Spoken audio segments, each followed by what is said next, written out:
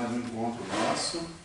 Então vocês já perceberam que essa obra é realmente grandiosa, né? Espero que todos tenham tido essa impressão da obra, pelo conteúdo que ela traz, pelo valor espiritual dos ensinamentos do instrutor Alexandre.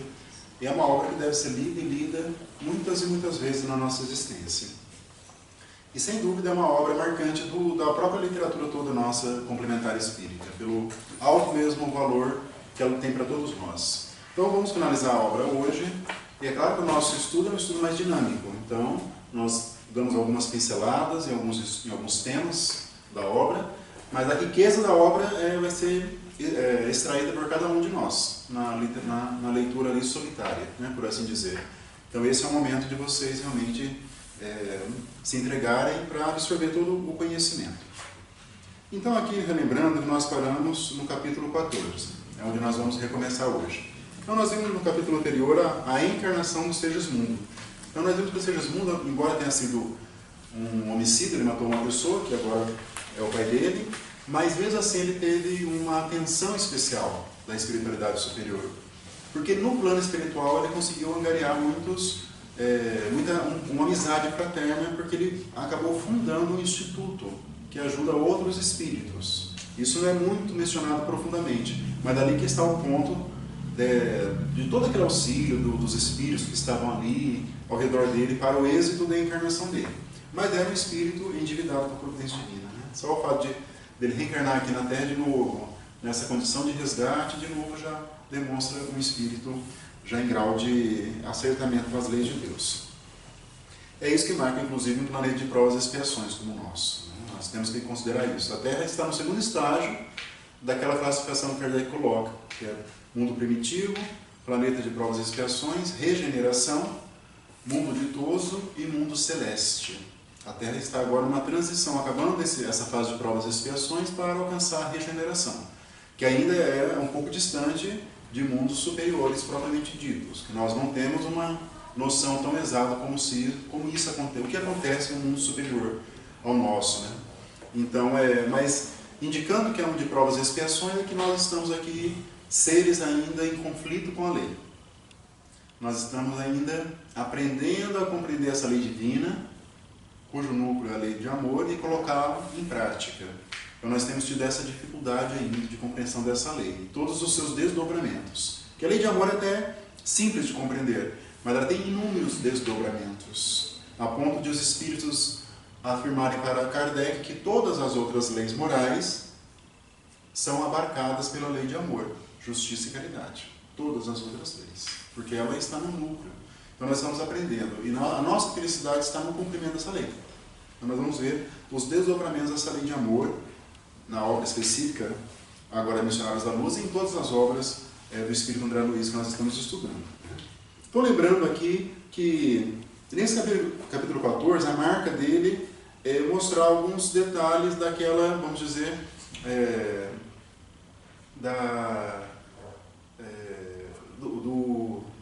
como tem um termo técnico e agora me fugiu um pouco, né? Mas é o começo da gestação propriamente dita, né, da personagem aqui, e o cuidado que os espíritos têm, até eles chamam de espíritos construtores, que são espíritos que têm um conhecimento um pouco mais profundo na área de genética, não só a genética humana, mas a genética também perispiritual, por assim dizer. Então eles têm que velar pelo bom andamento da gestação, bem nesse começo, e isso vai acontecer até os 7 anos de idade. Reparem isso, né? Que é quando o espírito realmente termina o seu processo de encarnação, geralmente até os 7 anos. E tem muito a ver, porque outras correntes de pensamento, como a psicologia, também falam que até os 7 anos, né, primeira infância, que acontece naquele momento que a criança pode absorver melhor o conteúdo, que ela aprende, o aprendizado, tudo acontece nessa primeira infância. E até os 7 anos, então, é o momento que o espírito termina a sua encarnação. Então, neste capítulo, tem algumas informações. Quando não procederam de semelhante modo no presente, sequiosos de satisfação egoística, agiram assim no passado, determinando sérias anomalias na organização psíquica que lhes é peculiar. Neste último caso, experimentam dolorosos períodos de solidão e sede afetiva, até que refaçam dignamente o patrimônio de veneração que todos nós devemos às leis de Deus. Então, alguns casais podem voltar com essa dificuldade porque abusaram das faculdades ligadas à sexualidade e ligada, na verdade, à geração de um outro ser humano. Então, isso é bastante relevante. Muitos queriam ter e não pode, outros não querem ter desde agora, por vários fatores. Não há como estabelecer regras gerais, né? Estamos falando de espíritos. Espíritos, cada um tem a sua história. Mas é claro que se houver um abuso, como nós vamos ver no capítulo seguinte, no caso Volpini, trazendo para esse capítulo aqui, houve um abuso dessa mulher, dessa personagem, que ela está no terceiro aborto. Então, na próxima encarnação, com certeza, ela vai ser uma pessoa com uma séria dificuldade em ter um filho, porque ela está menosprezando essa faculdade dela geradora. Então, essa é a lógica, essa é a lei da causa e efeito. Então, Deus vai proporcionar isso, a providência divina, para essa pessoa, seja homem ou seja pai, em razão disso. E até vocês observem que no Segismundo lá, o pai do Segismundo estava com um pensamento voltado contra o filho. Isso gerou consequências no próprio material genético que ele emitia, né? No esperma dele. Repararam isso? Repararam? Sim. Estava tendo um problema, porque tudo que nós pensamos ou alimentamos, isso tem a ver com magnetismo. Isso vai afetando as partes do nosso perispírito e, consequentemente, o nosso corpo físico também. Tá? É o que ele vai falar aqui na sequência. Essa informação, para mim, é a mais relevante desse capítulo. O apuleio ainda. No lar, na via pública, no trabalho, nas diversões. Então, todo lugar que nós nos encontramos. Né? No lar, na família, na via pública, na rua, no trabalho, nas diversões, no centro espírita, numa igreja, onde nós nos encontramos. Cada criatura recebe alimento mental. Observem isso, que é importante isso. O que é isso? Né? É troca e absorção de fluidos. Que incessantemente nós trocamos, nós emitimos os fluidos e nós captamos das pessoas que nos rodeiam. Isso é da lei divina também. Já falamos algumas vezes, o passe, por exemplo, é uma transmissão coordenada de fluidos. Que nós fazemos em companhia de espíritos, que vamos ver também nos capítulos seguintes sobre o passe aqui, que são eles que administram essas energias. Então, quando nós falamos de passe, estamos falando de algo que acontece dentro de uma casa espírita, com um conceito determinado. Esse é o passe verdadeiramente dito. Fora disso, nós podemos transmitir o quê? Fluidos, magnetismo. Não é adequado usar a palavra passe longe de um contexto de uma casa espírita. Podemos transmitir fluidos e tudo mais. Mas, fora essa parte coordenada de transmissão de fluidos, existe essa troca contínua que nós fazemos entre nós, que eles chamam de alimento mental. Essa é a troca. E isso vai ser muito dito, né, na questão de nutrição espiritual, né, entendendo aqui que lá os espíritos desencarnados também precisam de fluidos. Quando eles chegam lá, naquele momento ainda recém-desencarnados, são servidos fluidos em formas que lembram a nossa existência, como nós vimos em nosso lar. Caldos, frutos, sucos. Isso nada mais é do que fluidos com as suas propriedades terapêuticas. Mas como são recém-desencarnados, muito próximos a nós ainda, tem essa materialidade, vamos dizer assim. Os espíritos mais que vão progredindo não vão conhecer essa materialidade, mas eles conseguem absorver isso, seja da atmosfera ou de outros espíritos. E mesmo lá no nosso lar vai ser dito, vocês vão lembrar que o amor que é o principal alimento espiritual. E isso não é só um ato religioso, bonito de falar, não. Os fluidos que dois espíritos que se amam, no sentido mais puro da expressão, no plano espiritual, eles trocam entre si fluidos que as propriedades são dadas por esse sentimento de amor. E por isso que os espíritos vão dizer lá no livro dos espíritos que a fonte, talvez a maior fonte de felicidade para os espíritos é eles estarem entre os que se amam. Isso está no livro dos espíritos. Sim. E não é só uma figura de linguagem, porque há uma troca mesmo de fluidos. Então isso que é essa questão, né? Mas não para por aqui, ele continua, né?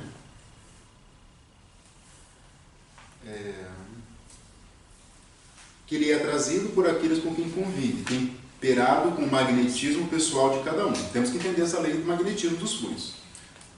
Dessa alimentação dependem, na maioria das vezes, mormente para a imensa percentagem de encarnados que ainda não alcançaram o domínio das próprias emoções. A maioria de nós ainda não alcançamos o domínio das próprias emoções, o controle. Então, dessa troca de fluidos que nós fazemos entre nós, como aqui, por exemplo, depende do quê? Aí vem a sequência. Os estados íntimos de felicidade ou desgosto, de prazer ou sofrimento. Isso nós comunicamos uns aos outros, então, mesmo sem perceber. Isso é comum, só vocês terem sensibilidade, né? Uma pessoa que às vezes está muito para baixo, com triste, vivenciando um problema, depressiva, ela transmite se você estiver sintonizado. Você fica para baixo. E o contrário também, a pessoa já está otimista, a pessoa mais alegre, mais positiva, perante a vida, transmite positividade. Né? E não só na fala, na postura, mas o magnetismo dela é capaz de beneficiar como se fosse propriamente um passe. Né? Então, essa é uma questão que nós temos que ter em mente. E ele vai mencionar logo na sequência essa lei de domínio emotivo. Então, todos nós temos que ter um domínio das nossas emoções.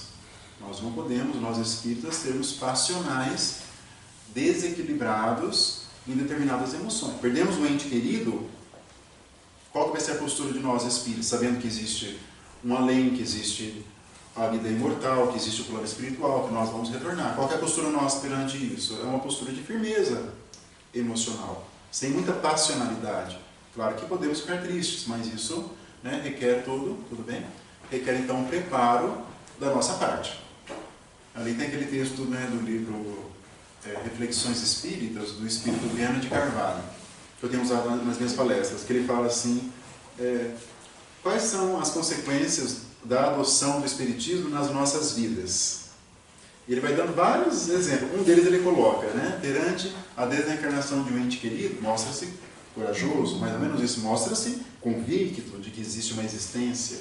Ele vai colocando isso, e exatamente isso, né? Não ficamos felizes, né? Um dia uma pessoa chegou e perguntou, você é espírita? Sou. Ah, vocês ficam felizes quando morre alguém? Ele perguntou para mim assim, né? Não, feliz não, mas também não é aquela tristeza como seria no passado, né? Para quem não é espírita. De revolta, né? Como? De revolta. De revolta, de insatisfação, de não confiar na providência, se revoltar de forma surda. A pessoa pode não verbalizar, mas ela se revolta de forma surda contra a providência. Eu conheço casos assim, parentes próximos meus que eu vejo que estão numa revolta surda contra a providência divina. Uma mãe que perdeu, né, um filho, pode acontecer. Se ela não tiver uma religiosidade mais formada, ela pode se revoltar contra a providência de Deus. Claro que é muito difícil, é doloroso, mas nós espíritas temos que ter uma postura mais madura perante os acontecimentos da vida. Não só o caso da morte, todo o que acontece no Brasil hoje, o que acontece na nossa cidade, ou problemas familiares, problemas de vida. Nós temos que demonstrar um amadurecimento, senão nós não estaremos internalizando os princípios espíritas. Né? Temos que ter isso em mente. Né? Nós não podemos ser mais infantis, ou em termos espiritualmente falando, temos que ter uma postura de mais coragem. Como é dito no começo da obra, que ele fala aqui, o Alexandre, por aquela adolescente no comecinho, né, os benfeitores querem nós espíritas como futuros companheiros de trabalho. Eu acho fantástico o Alexandre falar isso. E não só para ser consolado, só receber aquela mensagem bonita. O Viana de Carvalho fala nesse mesmo texto. Uma mensagem... Desculpa, eu estou com minha garganta está um pouco irritada desde ontem. Só ler mensagens de motivação dentro da seara espírita. Mensagens bonitas, tem a sua valia, ele fala, mas não é o suficiente para quem realmente quer um conhecimento aprofundado da doutrina. Isso o Espírito Viana de Carvalho. Tem que haver um estudo, ele fala. Tem que haver um estudo contínuo. A gente tem que ter uma aceitação também, porque, por exemplo, já me chamaram e falaram assim, mas espírito é muito frio. Na hora que morre alguém, como desesperar quando um filho morre? Sim. Né? Eu falo, você pode sofrer, mas não precisa desesperar, né? Exatamente. Porque você sabe como que é. Sim. Mas são dois extremos, né? Frieza é um extremo da desesperação extremada. São dois extremos. Temos que ter equilíbrio. Né? Eu penso assim que nós é o momento de testemunharmos isso. Agora, não compreender, né, a pessoa realmente cair em razão disso, entrar em depressão, mesmo tendo tido acesso ao Espiritismo, demonstra que ela ficou na superficialidade da doutrina. Ela não penetrou na doutrina espírita. Isso em todos os pontos. Quem está na doutrina tem que ter uma mudança comportamental. Quem está na doutrina e não teve nenhuma mudança, não está investindo na sua mudança comportamental, ela está ali na superficialidade. Vamos ver isso logo no livro No Mundo Maior, salvo engano. Eles estão numa região de sofrimento e aí uma pessoa grita, uma região de sofrimento, 1 grau. Eu fui espírita, 1 grau. E ele vai falar, eu fui mais ou menos isso, né? Mas eu não, acabei não me integrando, não absorvendo o conhecimento. Ficou na superficialidade. Porque conhecimento espírita é como qualquer outro conhecimento filosófico. Quem for estudar as filosofias, as escolas de filosofia, vai lá no passado, os pré-socráticos, os gregos, depois, por exemplo, Aristóteles, depois Sartre, agora mais moderno, são escolas. O espiritismo é uma escola filosófica, mas o lado dele também é religioso, justamente na prática, na absorção dos seus princípios, dos seus elementos. Então o espírito deve ser equilibrado. Como são os espíritos benfeitores? Você observa como eles são equilibrados, eles são carinhosos. Eles conseguem ter dois conjuntos de virtude. Reparem isso nos espíritos, os benfeitores aqui. Apuleio, Alexandre, do nosso livro. Eles são sábios, eles são corajosos perante um problema, são carinhosos, sejam com os obsessores, sejam com os espíritos que estão em aprendizado, e são conformados, resignados. Reparem essa postura deles perante a existência. Reparem isso. Então, eles são modelos para nós temos que tentar trazer para a nossa realidade o que eles já são, esses espíritos aqui. Nós vamos voltar para lá. E de que maneira vamos retornar para o plano espiritual? Logo na sequência, nos Obreiros da Vida Eterna, vamos ver 5 desencarnações de cada pessoa de acordo com os seus princípios religiosos. Vai ter um católico, 2 espíritas, um que não era religioso, não frequentava nenhuma religião, mas tinha uma religiosidade, e outro não vou lembrar. Mas são casos, vamos ver lá no próximo livro as consequências do que a pessoa fez para a sua vida, daquilo que ela aprendeu na sua religião. Vai ter um impacto bastante grande. Então é isso que nós temos que colocar no nosso íntimo. E essa lei do domínio emotivo tem muito a ver com isso. Então, no fundo, este capítulo 14 ele é um roteiro para a nossa vida. Reparem a sutileza da obra. Quem for só ler isso em história como literatura, vai só pegando a narrativa, uma sequência do capítulo anterior. Mas, no fundo, é um roteiro de amadurecimento espiritual. Daria um outro livro só com base nesse capítulo 14 aqui da obra Missionários da Luz. Nós vamos só enxergar isso num estudo mesmo. Às vezes passa despercebido numa leitura normal, só prestando atenção nos personagens, na história propriamente dita. Então é isso. No capítulo 15, chama Fracasso. Então, André Luiz teve acesso ao nascimento, à encarnação do Segismundo, que teve toda cercada de cuidados agora, e pelo mérito próprio do Segismundo. Agora no caso do Volpini. Então o Volpini é um espírito um pouco mais, que não tem tantos méritos quanto o Segismundo, E ele foi convidado a conhecer esse caso. Então aparecem as personagens ali, a mãe dele, deixa eu ver, eu esqueci o nome dela, Cesarina, Ela está grávida de 7 meses, mas ela realmente não tem nenhuma responsabilidade em relação à maternidade. Ela quer realmente curtir a vida. A vida dela para ela a maternidade seria um transtorno.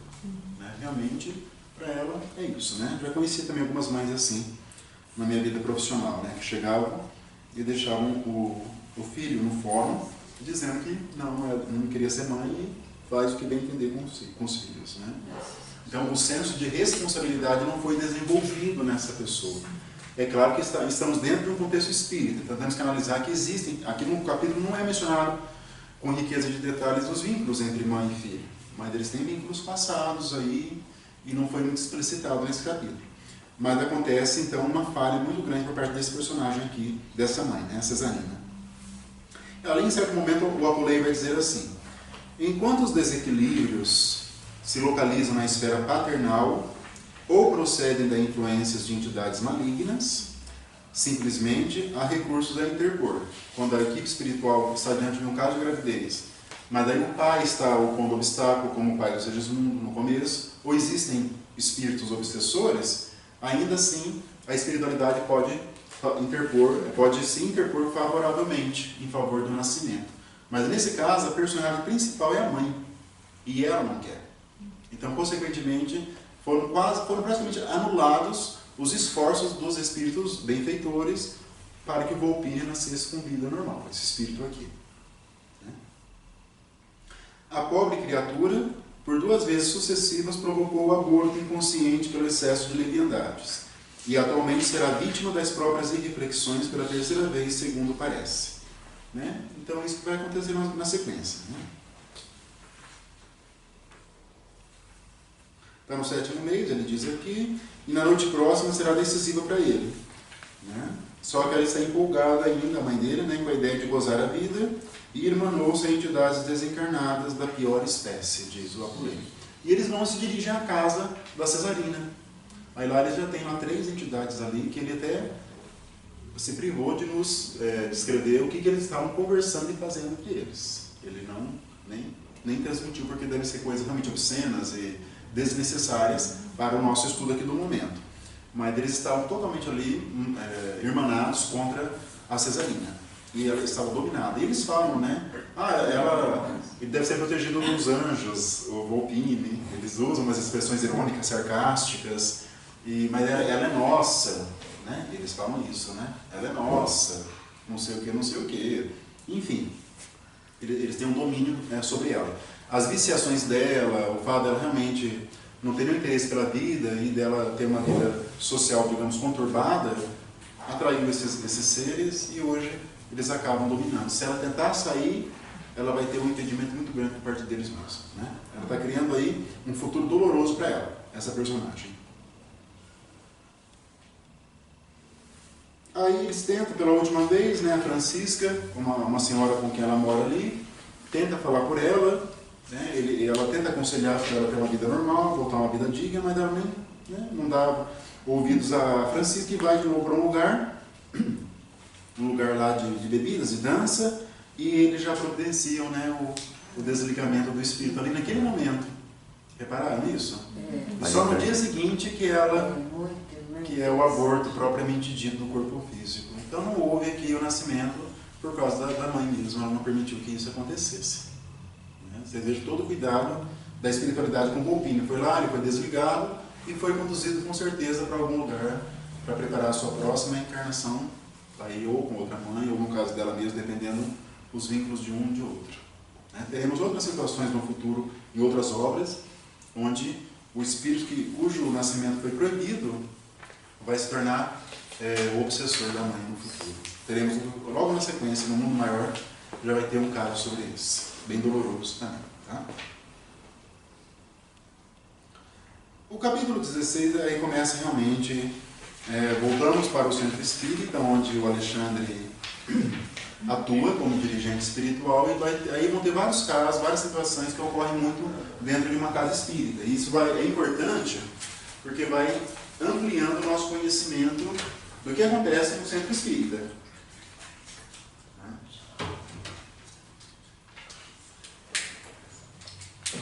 Muitas coisas acontecem, Aqui neste momento, com certeza, há desencarnados assistindo, porque está tendo uma reunião mediúnica, e eles acompanham os trabalhos, os benfeitores trazem os espíritos sofredores para que eles tenham um acesso ao conhecimento e ficam se preparando ali.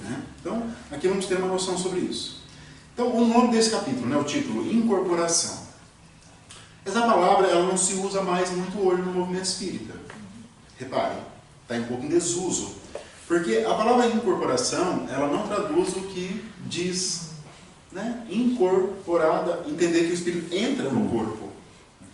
Só que ela nunca traduziu, não é isso que acontece, porque o espírito que vai se comunicar por um médium, ou vai obsidiar uma outra pessoa, ele vai tentar se comunicar por meio de telepatia, de influências fluídicas, mas não entra no corpo, como a gente vê nos filmes de Hollywood, no filme Ghost, ele entrava no corpo da Whoopi Goldberg, da médium. Isso aí não vai acontecer, isso não existe, na teoria espírita não.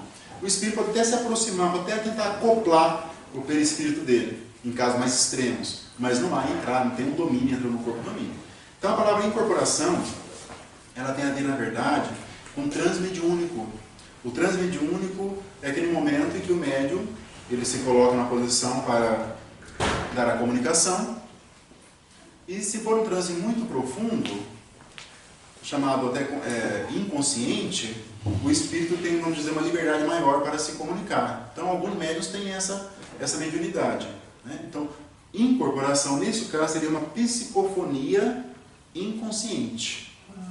Não vai ter essa palavra incorporação no livro dos médiuns, vocês não vão encontrar. Mas vai ter psicofonia inconsciente, lá no livro dos médiuns. É essa incorporação aqui. Entendeu? É o transe mediúnico. O Chico tinha, né? Eu tenho aquele DVD antigo, é um DVD antigo, não tem imagens, mas é DVD. E é de algumas reuniões mediúnicas do final da década de 50.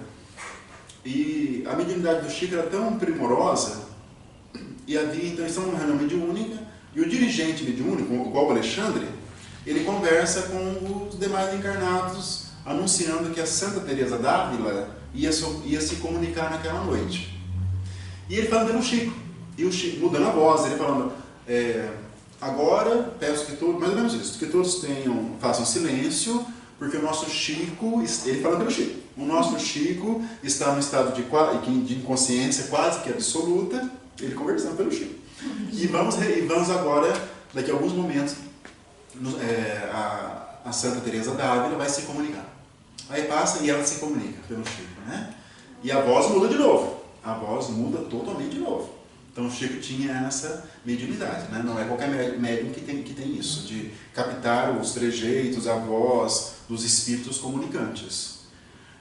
Então, a incorporação tem a ver com esse transe mediúnico mais profundo. Vocês vão entender isso um pouco mais aqui no caso de Dionísio. Vocês vão entender isso, né? Mas incorporação, então, quando vocês virem, tem a ver com um transe profundo, quando há isso, e não são todos os médiuns que conseguem alcançar esse transe. Todos os médiuns têm transe mediúnico, evidentemente, faz parte da mediunidade, durante o momento da reunião mediúnica. Mas a profundidade do transe é de acordo com cada médium, né? Cada médium. Eu não sei se você já chegou a ver algum... Eu já vi, não foi nenhum nem dois, palestra do Divaldo, e que no fim ele recebe o Dr. Bezerra, muda totalmente a voz.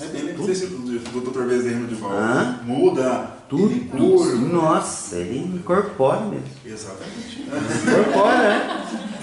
Não é nesse sentido, mas tem uma transferência de atitudes, né, de idiosincrasias, mas não está no corpo fica do lado ali, né? Mas realmente tem isso também.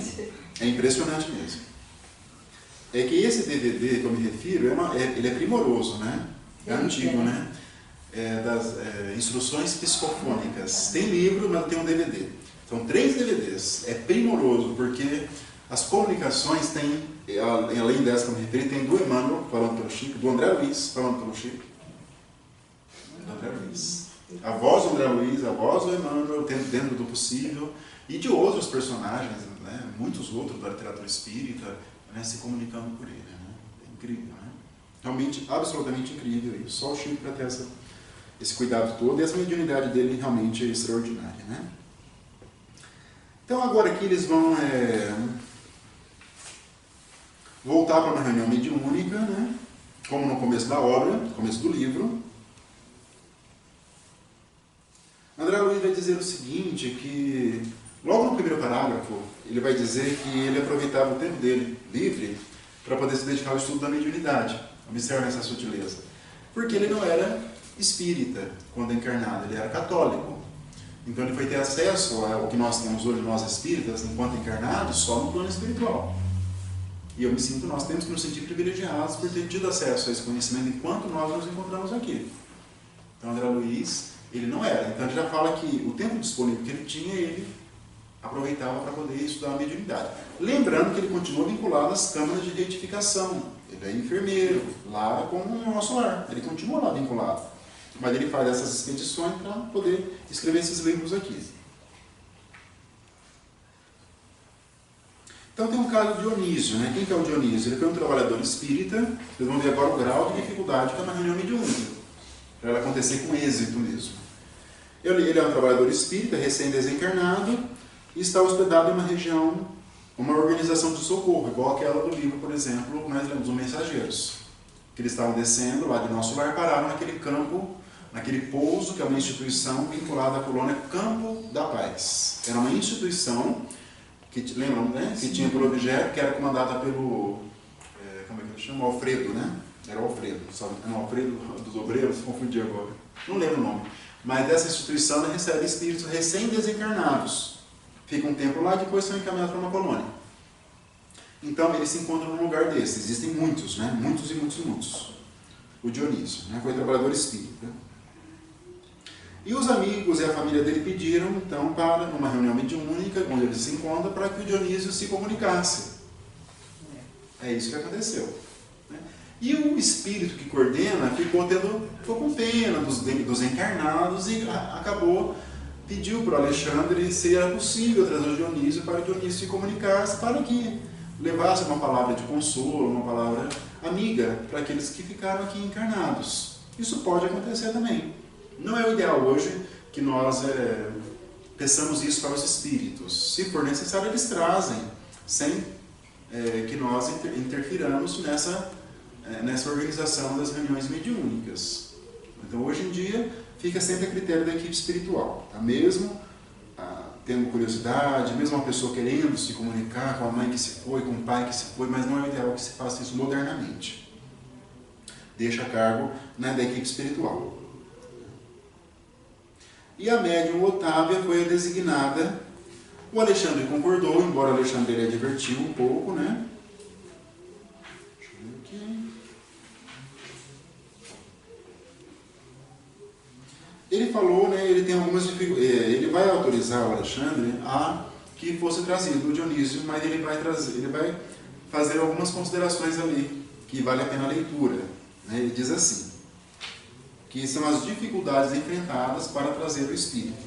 Ele diz assim: despreparo dos trabalhadores mediúnicos, que se preocupam mais com investigação e raciocínio do que com sentimentos e compreensão. É uma das dificuldades. Se pensar só em raciocínio, afasta os espíritos bons. As organizações mediúnicas, os médiuns, não são filtros mecânicos. Quer dizer o seguinte, não é porque trouxe o espírito que vai já se comunicar. Tem que ter toda uma preparação antes. Então é um impedimento também. São poucos médiuns que têm condições, pouquíssimos, de dar a chamada passividade para muitos espíritos diferentes. São pouquíssimos. Um deles seria Francisco Cândido Xavier. Imaginem vocês, naquelas sessões que ele fazia de psicografia, que vinham alguns espíritos ali se comunicar de parentes. Né? Ele tinha essa faculdade, embora ele era uma coisa muito séria. Né? Ao contrário de algumas outras pessoas por aí, o dele era muito sério. E ele dava passividade lá, por exemplo, para 8, 10 espíritos. Isso não é fácil, porque tem que ter uma concordância fluídica, tem que ter uma sintonia fluídica. Isso não é algo... Vamos ver isso aqui, né? Outra dificuldade. O Dionísio está há pouco tempo na esfera espiritual, onde ele está se habituando. Quando nós desencarnamos, salvo raras exceções, nós temos que ter um período de adaptação fluídica do nosso perispírito no plano espiritual. Não é assim, desencarnei, amanhã eu quero me comunicar. Isso pode acontecer em casos raríssimos. Tem um caso lá no livro Céu e Inferno, é o primeiro caso, do Sanson, que ele foi membro da Sociedade Espírita de Paris. Lembram? Uhum. E ele combinou com Kardec, os dois. Né? Quando eu desencarnei, estava doente, mas era uma pessoa muito boa, muito dedicada à caridade, lá em Paris. E os dois combinaram. Quando eu desencarnar, você me evoca, eu vou me comunicar. E aconteceu isso, né? Kardec foi lá no velório e no caixão dele, com o corpo lá, ele fez a evocação. É o médium do lado, né? O médium do lado. Ele evocou o espírito do Sanson e o Sanson se comunicou no velório dele. É raríssimo, porque ele já é um espírito já com um grau de evolução significativo. E então, tem a perturbação, né? Mas a perturbação é de acordo mesmo com o grau de moralização de cada um. No caso do Sanson foi mínima. Assim, talvez, foram minutos. Depois assim, 10 minutos, ele já estava consciente. Do Sanson. Porque ele também estava enfermo, lembra? E a enfermidade, querendo ou não, ela vai se desligando. Ele ficou 2 anos de cama, parece. Mas o que Kardec vai frisar é que ele era uma pessoa extraordinária. Assim, como ser humano. Todas as pessoas gostavam dele, todas as pessoas tinham apreço por esse Sanson, lá em Paris. Então ele fez a evocação no velório e ele se comunicou. É muito raro acontecer isso. É muito raro. Mas pode acontecer. Mas de regra, todos nós precisamos de um período de restabelecimento do plano espiritual. Mesmo Esse, olha o Dionísio, ele foi um trabalhador espírita, não é uma pessoa qualquer, Dionísio. Entenderam o que eu quero dizer para vocês? Não é uma pessoa que desencarnou numa situação de sofrimento, não, ele é uma pessoa espírita, teve conhecimento, pelo visto um espírita dedicado. E mesmo assim, estava lá se adaptando, lá no onde ele se encontrava hospitalizado, por assim dizer, né? O Herculano Pires também, né, Marcelo? Ele enquanto a mulher trabalhava, mas ele da comunicação. O Herculano? Eu já ouvi essa história. Quem? O Herculano? Herculano Pires. Não, essa eu não ouvi ainda. Ele em São Paulo é comum, né, a gente ouve dele. Né? Lembra? Que estava tendo no centro que ele frequentava, reunião mediúnica. Enquanto ele faleceu e ele se manifestou falando assim, não sou mais alma, agora eu sou espírito.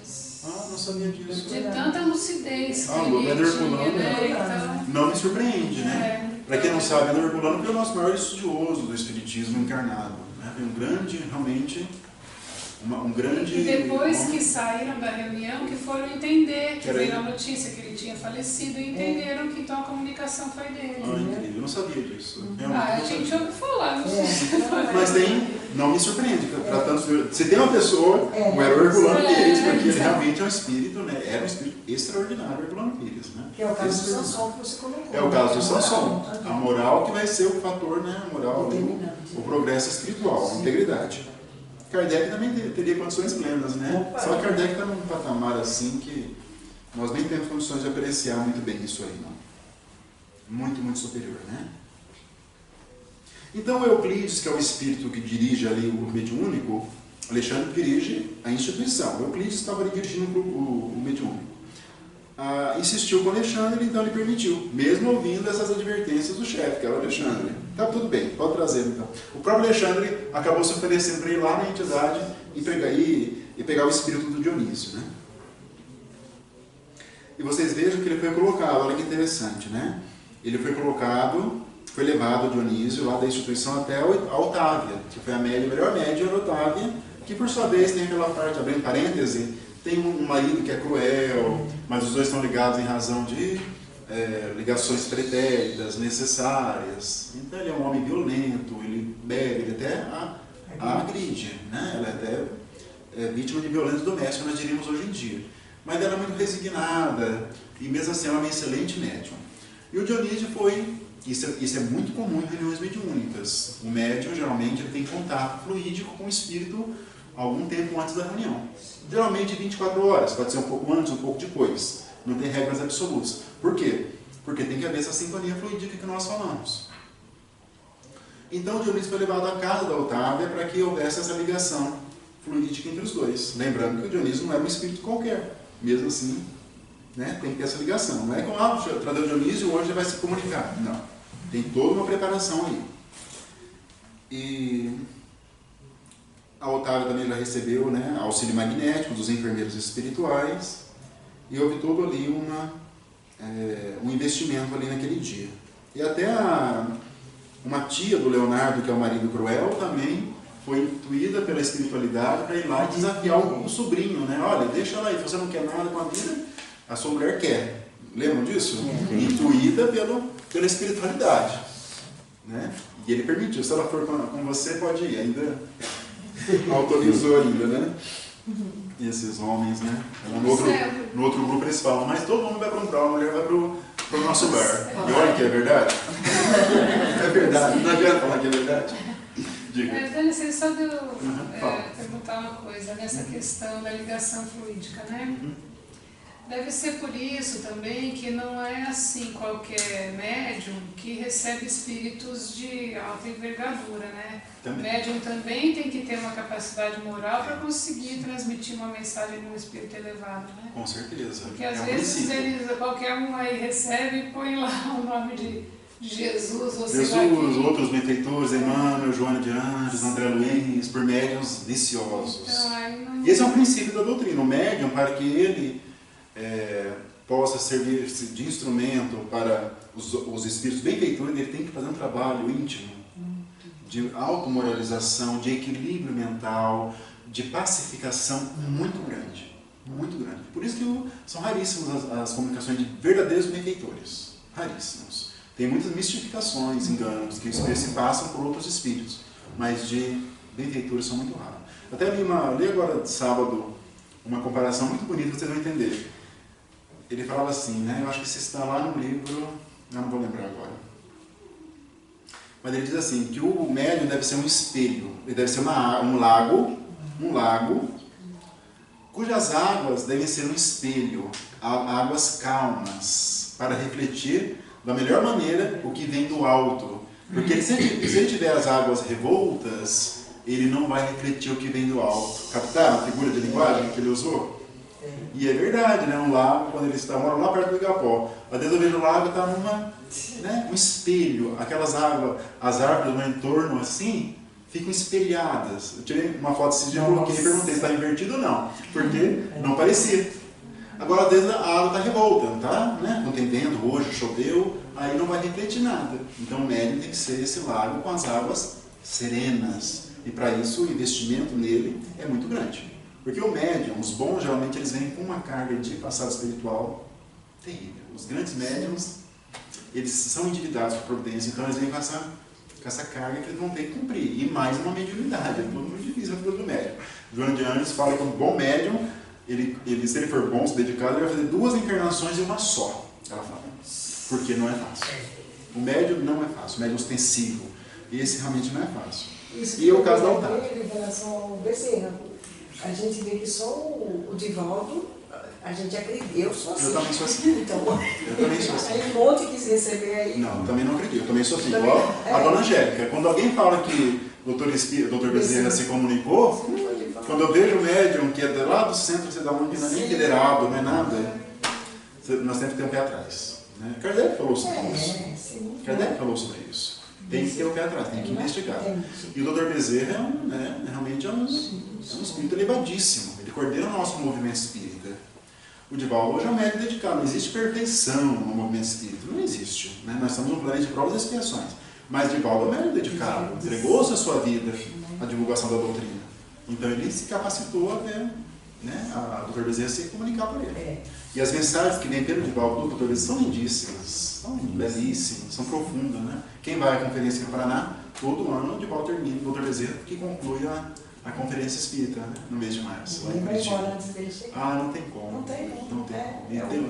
É o banho de luz. As pessoas chorando, realmente é incrível. Né? E são poucos, vocês vejam, talvez, olha, no país hoje, para dar uma comunicação de forma tão ostensiva no meio de pessoas que muitas nem são espíritas, talvez só o Divaldo. Talvez só o Divaldo. Entendeu o que eu quero dizer? Né? De forma idônea, mediunidade verdadeira, para pessoas começarem com conteúdo, só o Divaldo Franco. Porque o ambiente fluídico de uma assembleia como essa de Curitiba, que tem em média, parece que cabem lá, passam mais de 30 mil pessoas na conferência, em 3 dias. Mas por dia, tem em torno de 7 a 8 mil pessoas assistindo. Então o ambiente fluídico ele é muito heterogêneo. E uma reunião mediúnica, você não percebendo a partir da obra do André Luiz e de outras obras, desde Kardec, que tem que ter homogeneidade, que é mesmo pensamento, mesmo atitude mental, concentração, prece, preparando o ambiente. Agora imagine vocês darem uma comunicação com 7 mil pessoas, dali mais de 80% não são espíritas. Igual nós estamos, tem curiosidade, mas não são espíritas, que vão ali na conferência coletiva. Entendeu? O grau de dificuldade. Então isso depende de um preparo do médium muito grande e também da espiritualidade ali no preparo do ambiente fluídico. Então realmente é muito difícil acontecer isso tão ostensivo. Né? E a nossa Otávia aqui é uma médium extraordinária.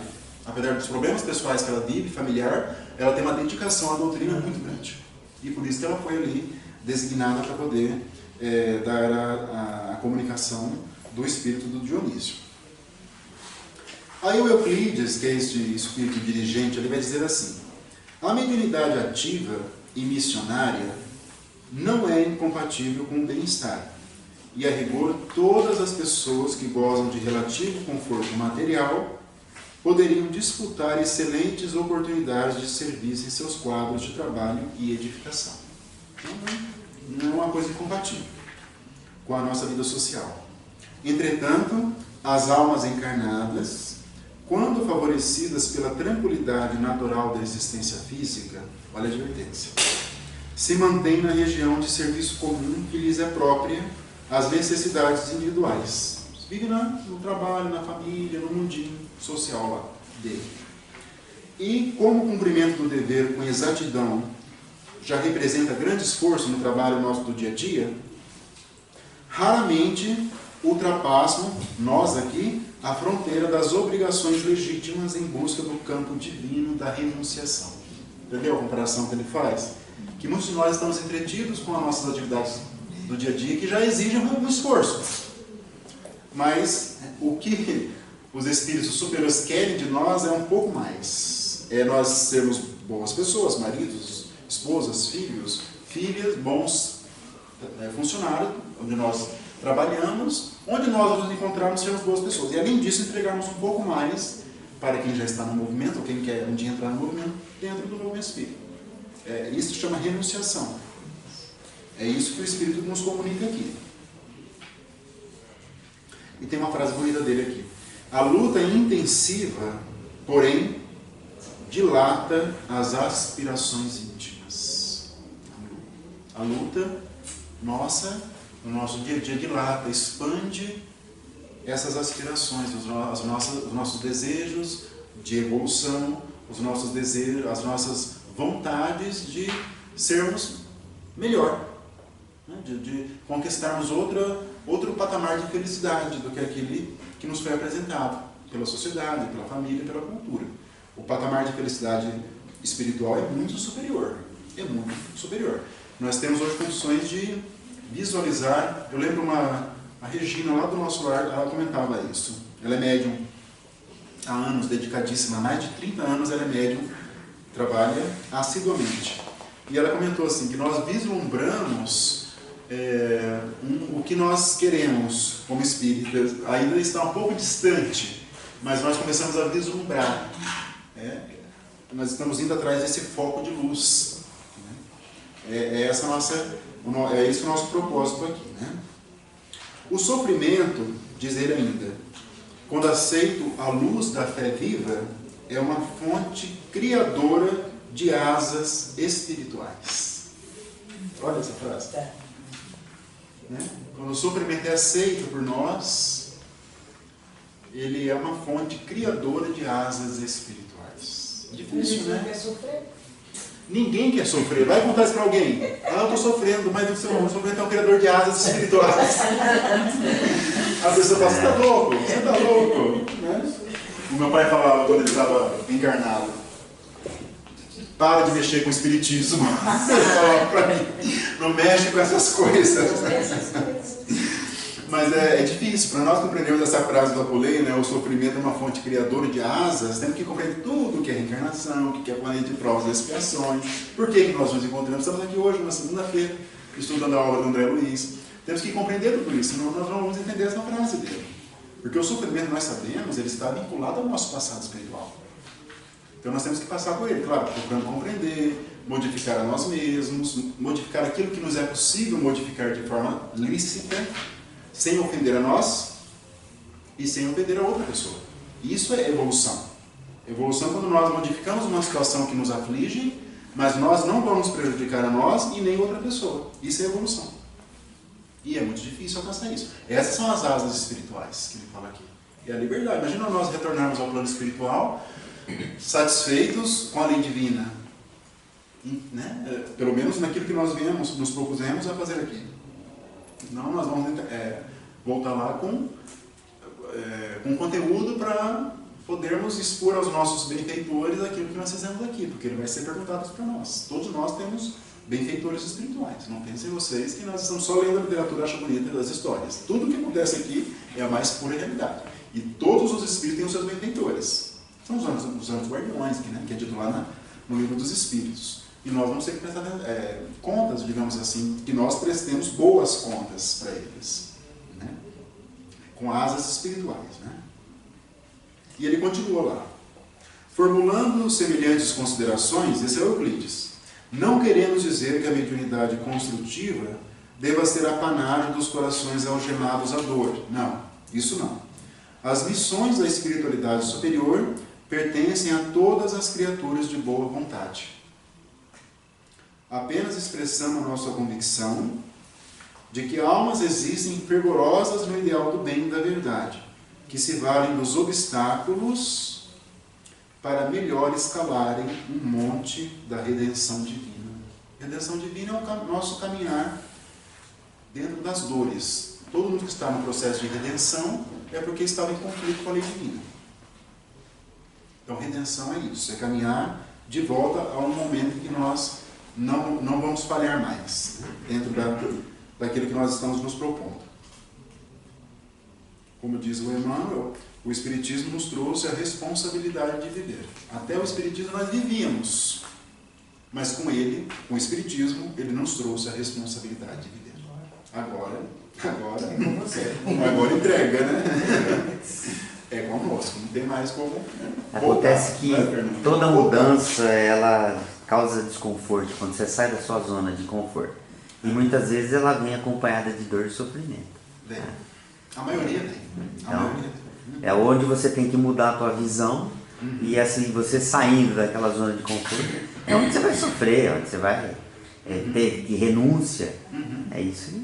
Por isso é difícil. É difícil. Não é fácil. O processo evolutivo nosso não é fácil. Por isso nós temos que ler e estudar para podermos ir introjetando isso. Porque a gente vai esquecendo, né? Reparem isso, né?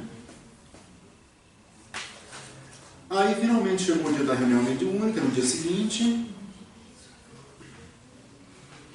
Ainda, só essa mençãozinha ainda da Otávia, embora o Dionísio Espírito estava lá do lado dela, na casa dela, ela captava a presença dele por meio de lembranças dele. Não diretamente, ainda que ela fosse média ostensiva, hein? Observem isso. Mas ela não captava a presença dele como nós captamos entre nós encarnados, mas sim por lembrança. O Dionísio. A lembrança dela, que os dois conviveram como trabalhadores lá no centro espírita. Entenderam isso? Olha que também é sutileza, né? Por meio de lembranças e tudo mais. Existe uma fronteira vibratória muito grande entre nós e os encarnados, os desencarnados. Então, eu falei os encarnados, entre nós e os encarnados. Entre os desencarnados e os encarnados. Existe uma fronteira muito, muito, muito espessa. É muito difícil uma comunicação pura, vamos dizer assim, do plano espiritual para cá. Mesmo para médiuns ostensivos. Isso não é fácil. Não é fácil. É difícil. Então tem os seus limites, as leis de comunicação.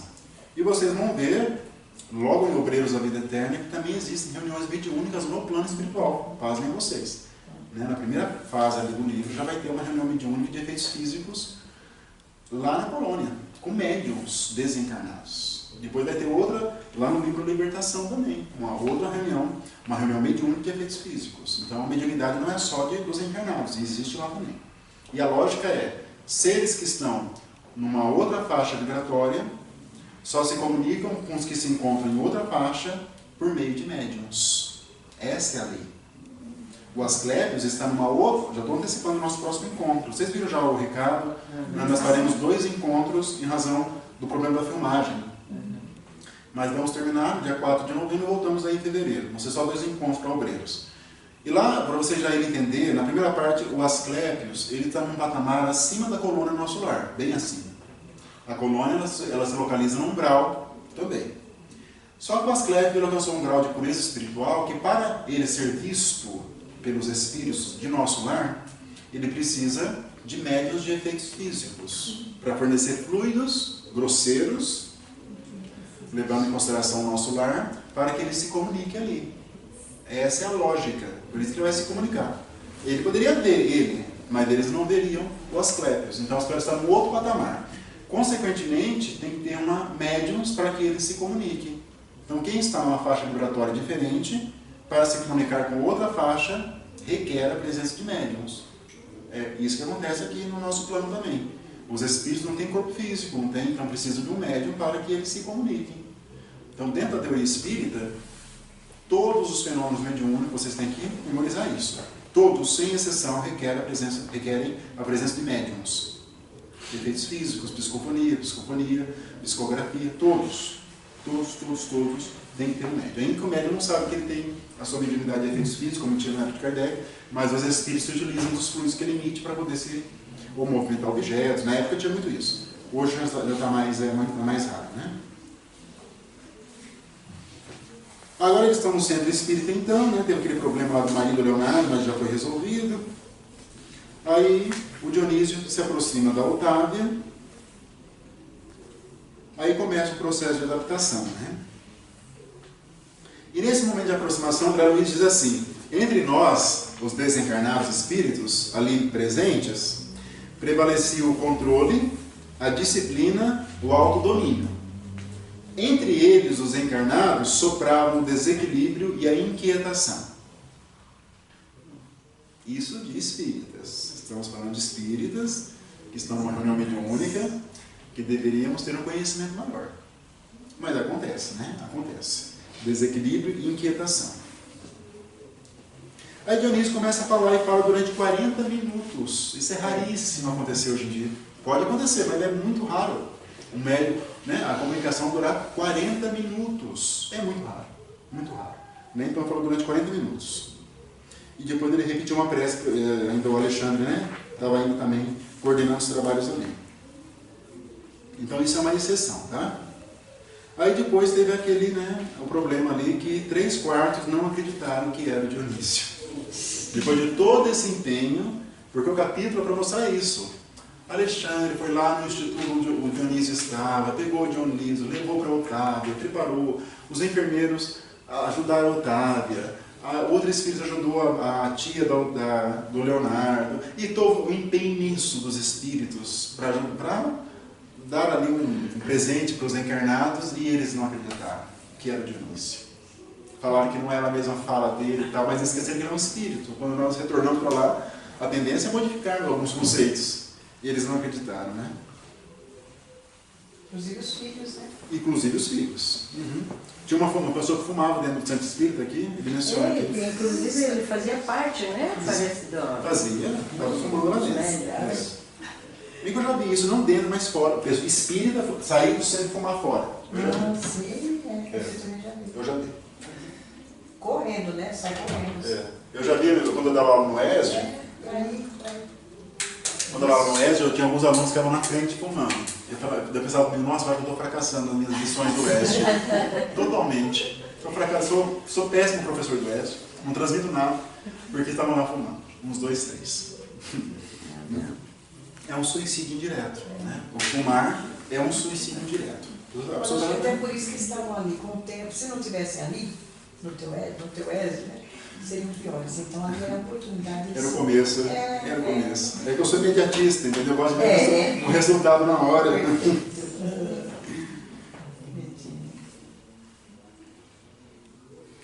Aí o Euclides olhou para o Alexandre só olhou para ele e falou, os dois lembraram das advertências da época, né, que ele tinha feito o Alexandre, porque no começo o Alexandre não era muito favorável a trazer o Dionísio, não, mas permitiu que acontecesse, porque ele sabia, o Alexandre, que isso poderia acontecer. E como de fato isso realmente aconteceu, né? E ele termina dizendo assim, o Alexandre: além disso, como você observa, a maioria tem um cérebro hipertrofiado e o coração reduzido. Está falando de espíritas. Nossos amigos da crosta comumente criticam em demasia e sentem muito pouco. Estimam a compreensão alheia, todavia raramente se dispõem a compreender os outros. Nós temos isso, né? Mas o trabalho é uma concessão do Senhor e devemos confiar na providência do Pai, trabalhando sempre para o melhor. Bonita essa frase dele, né? Trabalho em favor de Deus. No capítulo 17, é um caso também de estarrecer, né? É o caso Marinho, que foi padre. Vai ver vários casos de padre na obra. Já na sequência já tem o do Obreiros da Vida Eterna, Padre Domênico, que vai ser também resgatado na região dos sofrimentos. Depois nós teremos também o sacerdote no livro Libertação também. Então, realmente vamos entendendo um pouco mais aí desse contexto religioso, né? Então a mãe dele desencarnada também, os dois são desencarnados, pediu a intervenção do Alexandre em favor do padre Marinho. Até então, nós não sabíamos que era o padre, né? O André Luiz ficou sabendo depois que era o padre. Como que pode, né? Como que pode um padre que teve acesso a isso? É um raciocínio que nós temos que fazer para nós também espíritas, mas que ele teve acesso ao Evangelho, acesso às verdades religiosas e falou de maneira gritante. Como que pode isso? Mas pode, nós temos que ter a humildade de entender racionalmente que nós podemos cair. Ainda hoje, podemos cair. Tem espíritas que escreveram livros e caíram. Acontece. Se nós não tivermos uma vigilância, o espírito realmente ali firme, com aquela fé viva que eles falam, nós podemos cair, mesmo estando ali no caminho da doutrina. Então nós temos que ter muita autovigilância nesse sentido. É muito perigoso mesmo. Nesse caso aí, logicamente, fazendo um parênteses, não é crítica alguma, que nem você falou, né? Existe, a gente acaba falindo na doutrina, em vários segmentos, mas hoje o que assim, não é que fica mais estarrecedor, é o tanto que a gente vê no caso da Igreja Católica, mas o que mais assim, eu vou dizer, entristece assim, é de saber que superiores tinham conhecimento e acobertaram durante anos isso aí, né? Então assim, você cria uma caça assim, né? Um corporativismo, né? Extremamente maléfico, né? Porque como o catolicismo é muito difundido, e até pouco tempo atrás, hoje acho que seria a religião mais incorporada do globo, assim, tem famílias muito assim, pouco instruídas, praticamente dão as crianças, né, desde o catecismo, na mão do sacerdote, né, que coloca aquilo lá como uma divindade, né? E existe todos esses desvios, né? Todos. E eu vejo assim, realmente, que se não tivermos uma postura firme perante aquilo que nós chamamos de religião, nós podemos fracassar. Né? E esse padre é o primeiro, né? Não tem muitos outros na obra do fracasso dos padres. Então, realmente é muito perigoso. Né? Nós podemos realmente cair, digamos assim, mesmo com um conhecimento bom. Isso não é impedimento. Nós estamos falando de padre aqui, né? Como vimos já os espíritos fracassados no começo dos mensageiros, que foram preparadíssimos e chegaram e fracassaram de tudo. Também tem isso, né? Mas é um sinal para nós, porque nós também do movimento conhecemos pessoas do movimento famosas que fracassaram também, ou estão fracassando. Isso é bem evidente. Né? É só comparar o que diz Kardec e o que eles estão fazendo. Temos bons modelos, como Francisco Cândido Xavier, Dona do Amaral Pereira. São modelos mesmo, que ficaram até o fim ali, entregues à doutrina, até o último dia. Né? Assim como a gente vê, tem um programa que aparece com aqueles médiuns que trabalham lá em Hollywood. Ah, tem mesmo. Vão lá fazer, falar, quer dizer, só para as pessoas famosas. Só.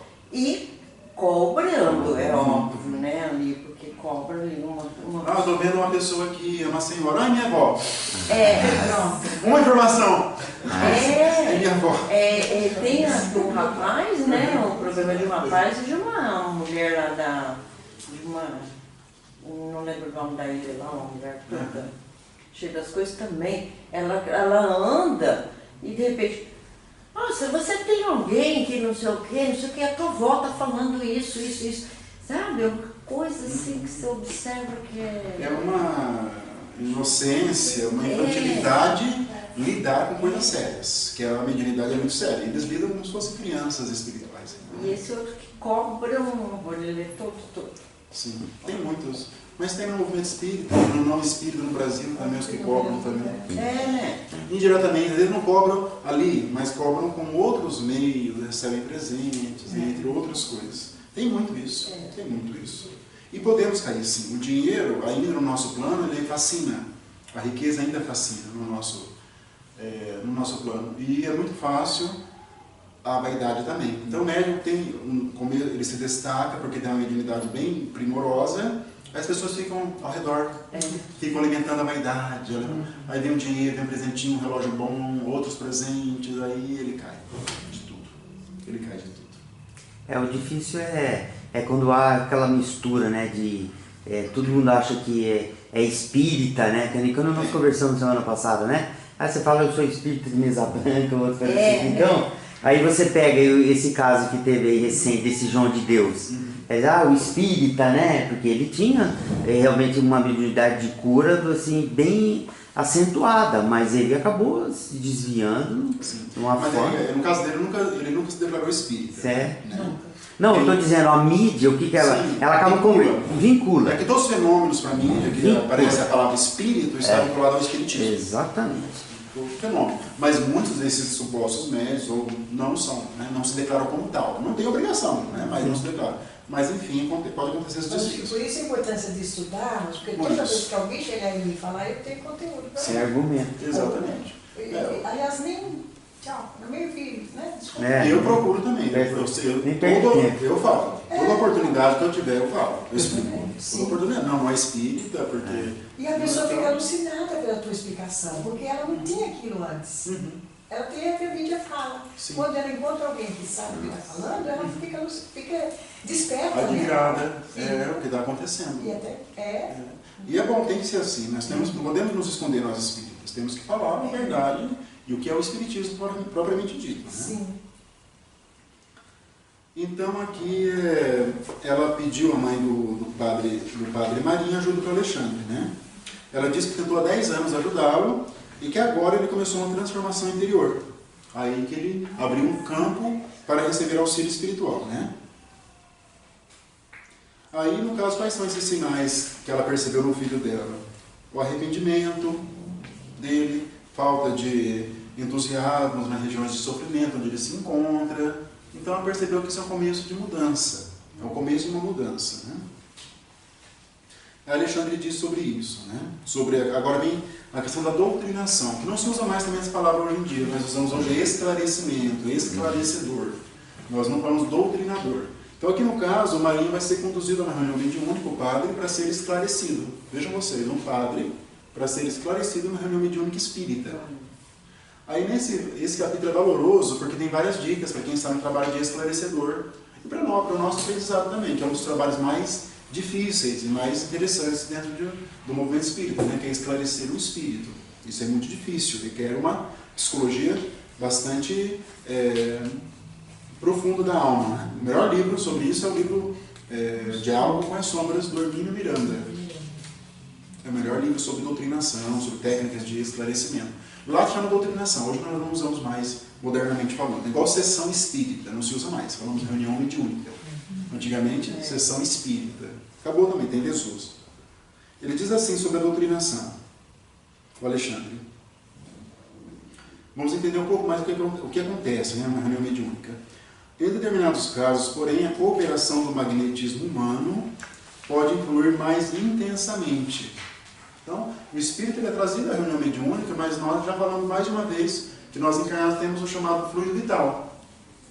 E alguns espíritos ainda estão muito próximos de nós. E quando eles têm um contato com o fluido vital, eles despertam, por incrível que pareça. E é neste momento que eles ficam então propícios a receber um esclarecimento. Neste momento, é o chamado choque anímico, quando o fluido vital dos integrantes de uma reunião mediúnica são dirigidos pela espiritualidade em favor do espírito sofredor. É isso que ele quer dizer aqui. Esse magnetismo humano então, tem a ver com o fluido vital que só nós temos. Os desencarnados não têm fluido vital. Tem outros fluidos, mas não o fluido vital. Deixa eu ver. Magnetismo humano em benefício dos necessitados que se encontram ativos das zonas de sensação na crosta do mundo. Mesmo aí, contudo, a colaboração dos amigos terrenos, embora seja apreciável, não constitui fator absoluto e imprescindível. Entenderam? Não há necessidade do nosso concurso em favor dos desencarnados. Ah, mas por que existe, então, reunião mediúnica? Ele vai dizer aqui na sequência.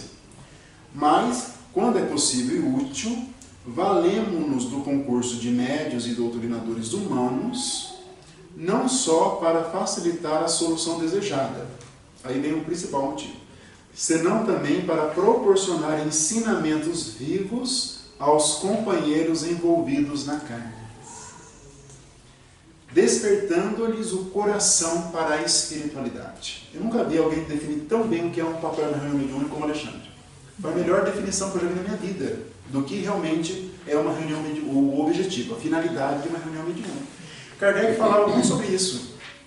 Não, uma reunião com o Espírito é para nos instruir, ele falava. Nós temos que nos instruir pelos ensinos dos Espíritos. Ele falava isso, Kardec. Mas ele fala exatamente isso, que a finalidade de uma reunião, como você está vendo aqui, do lado agora, é justamente isso, proporcionar ensinamentos vivos aos companheiros envolvidos na carne. Porque eu vou ver um desfile de almas ali no sofrimento, eu vou ver que uma pessoa que cometeu, por exemplo, foi alcoólatra, ou alguma viciação, ou uma pessoa que não foi não desenvolveu nenhuma religiosidade, vamos ver ali ela sofrendo e, consequentemente, eu vou aprendendo pelo sofrimento dos espíritos. É muito mais vivo do que você ler, muito mais vivo que você conversar com o espírito, é muito mais vivo, a lição fica. É claro que depende do preparo, porque nós vimos um doutrinador lá do Mensageiros que doutrinava, mas não se doutrinava, e voltou em situação precária para o plano espiritual. Mas acontece isso. Então essa é a finalidade da reunião mediúnica hoje em dia. Nós prestamos sim um socorro aos desencarnados, mas o socorro principal é em favor dos encarnados. Nesse sentido, despertando-lhes o coração para a espiritualidade. Olha que interessante, né? Que é a nossa realidade espiritual. Todos entenderam isso? Porque é difícil entender hoje em dia uma reunião mediúnica nesses propósitos do que elas realmente são. Porque as pessoas têm uma noção bem inexata do que é uma reunião mediúnica hoje em dia. Até para um espírita que não sabe também não.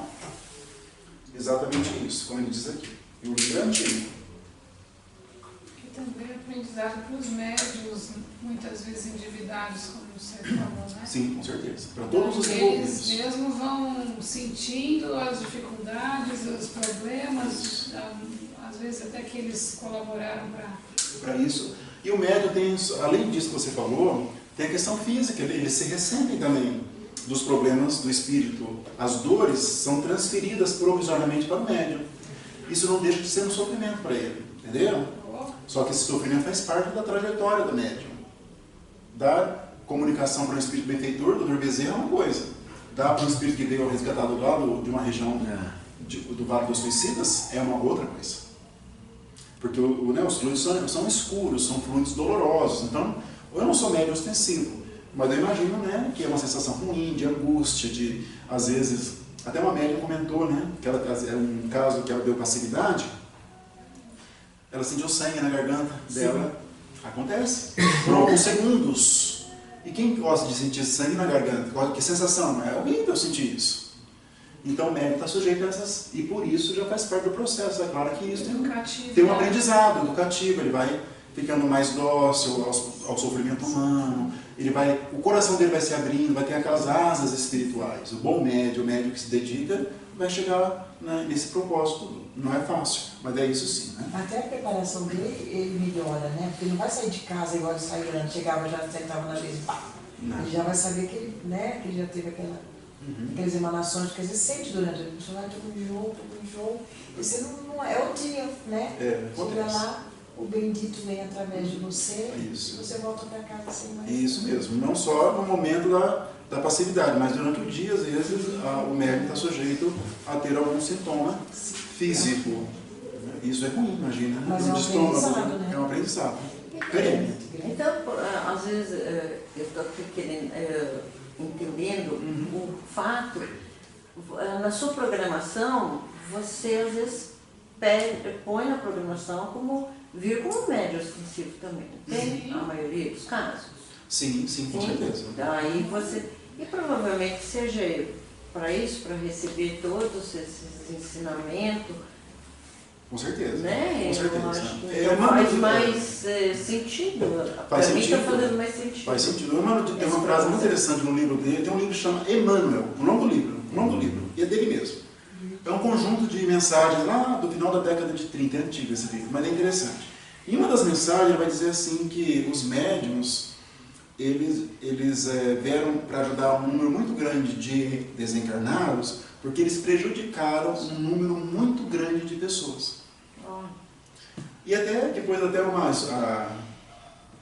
já vi uma estudiosa, né, ela diz assim, é só fazer as contas matemáticas. O médium trabalha uma vez por semana, que é o ideal, o médium ter só um grupo mediúnico de uma casa espírita. Vamos ver aí pessoas que infelizmente não pode, isso é pernicioso, para ele mesmo. Aí eles têm ideia 2 comunicações que também é o recomendado, em média, 2 por semana. Então vamos dizer, vão ser 8 por mês. Então 10 meses, 80, mais 2 meses, 84. Ao longo de 10 anos, 850.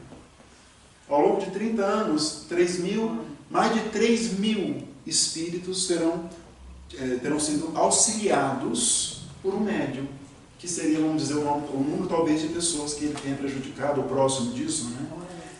Exatamente, é nesse contexto mesmo.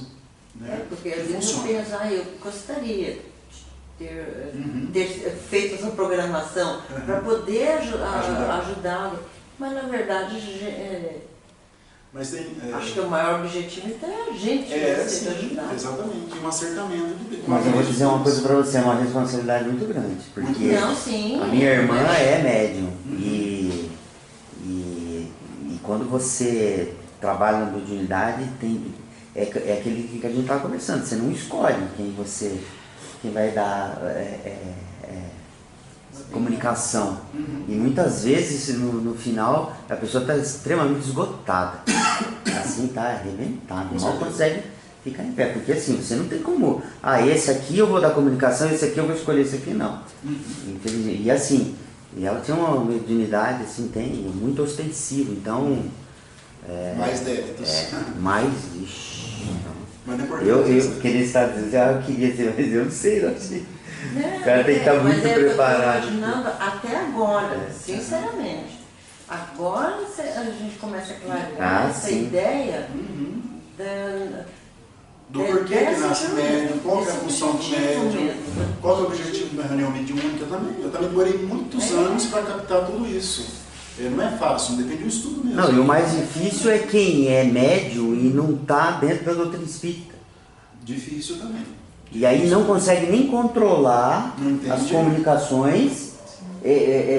Tem comunicação assim durante o dia, no trabalho, assim, não tem ainda esse entendimento de você se autoeducar, é muito mais difícil ainda. Exatamente. E ainda não está dentro da doutrina, não entende nada do que está acontecendo. Tem gente que é internada, como louca, vai para o hospital psiquiátrico, a família fala, esse cara é louco.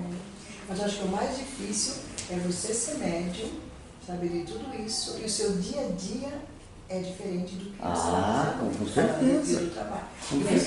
Acontece com o a responsabilidade é muito maior. Se você for pensar, eles não tem um contexto que eles falam assim, a gente ficou exausto. Tem. Não. Tem. Isso também depende do próprio trabalho íntimo do médico. Isso, do dia a dia, do cotidiano é importante, porque a gente quer viver as duas vidas, seria quase a vida mundana, a vida do matéria e a vida do espírito. Sim. A gente tem que se renunciar a um monte de coisa, inclusive alimentação, tudo isso aí. O teu padrão vibratório, você não pode simplesmente alimentação mental, no começo da história ali, nossa, hoje é a alimentação mental. Tudo isso aí. Tudo. Alimentação física, mental é relevantíssima. Né? O médium realmente tem que ter um controle mental, espiritual, um controle das suas emoções muito grande. É uma renúncia muito grande. Por isso que são poucos os médiums, de um fumeiro são poucos. São poucos. Aí ele vai dizer ali, só então encerrando a ideia, né? Ajudando as entidades em desequilíbrio, diz Alexandre, ajudarão a si mesmos. Doutrinando, acabarão igualmente doutrinados. Assim que ele termina. Aí ele vai fazer um discurso na sequência sobre o fracasso na área da religiosidade, Alexandre. Para todas as religiões, quem está, né, na religião. Então ele vai dizer, fiz um resumo aqui. Os desvios das almas que receberam tarefas de natureza religiosa são sempre mais graves. Por quê? Aí ele coloca ali, muitos padres se desviam pensando nas honrarias, situação semelhante a de todos os homens e mulheres de inteligência notável, com primores de cultura terrestre, mas desviados do verdadeiro caminho de elevação moral. Acontece, né? Comumente as pessoas mais sensíveis e cultas criam um mundo que lhes é peculiar e esperam furtar-se à lei de testemunho próprio. O que é essa lei de testemunho próprio? É aquela cota de sofrimento que todos nós temos. Né? A palavra testemunho, no sentido cristão, a palavra é sofrimento. A palavra testemunho, não tem que eu sofrer por aquilo. Né? No campo das virtudes edificantes. Acostumadas à fácil aquisição de vantagens convencionais da crosta, pretendem resolver, depois da perda do corpo físico, os problemas espirituais pelo mesmo processo. A pessoa viveu aqui numa vida mundana, como diz a dona Angélica, que é mundana, e quer resolver quando retornar para lá os mesmos problemas, dessa maneira.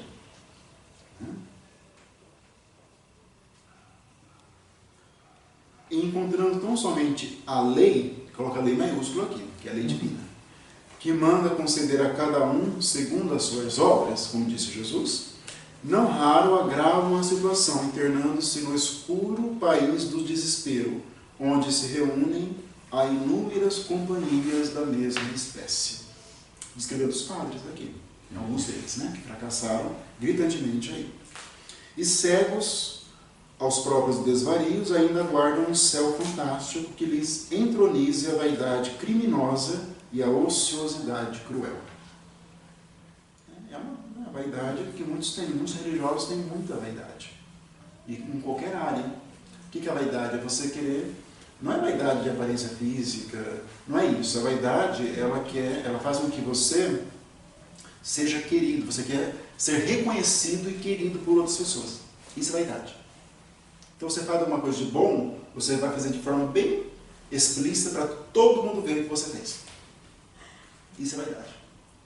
A pessoa pode se vestir da maneira mais simples possível, mas se ela começa a tocar, eu fiz aquilo, deixei de fazer, eu fui lá na favela, levei tantas cestas básicas, eu vou todo final de semana, não sei aonde, no hospital, ela é vaidosa.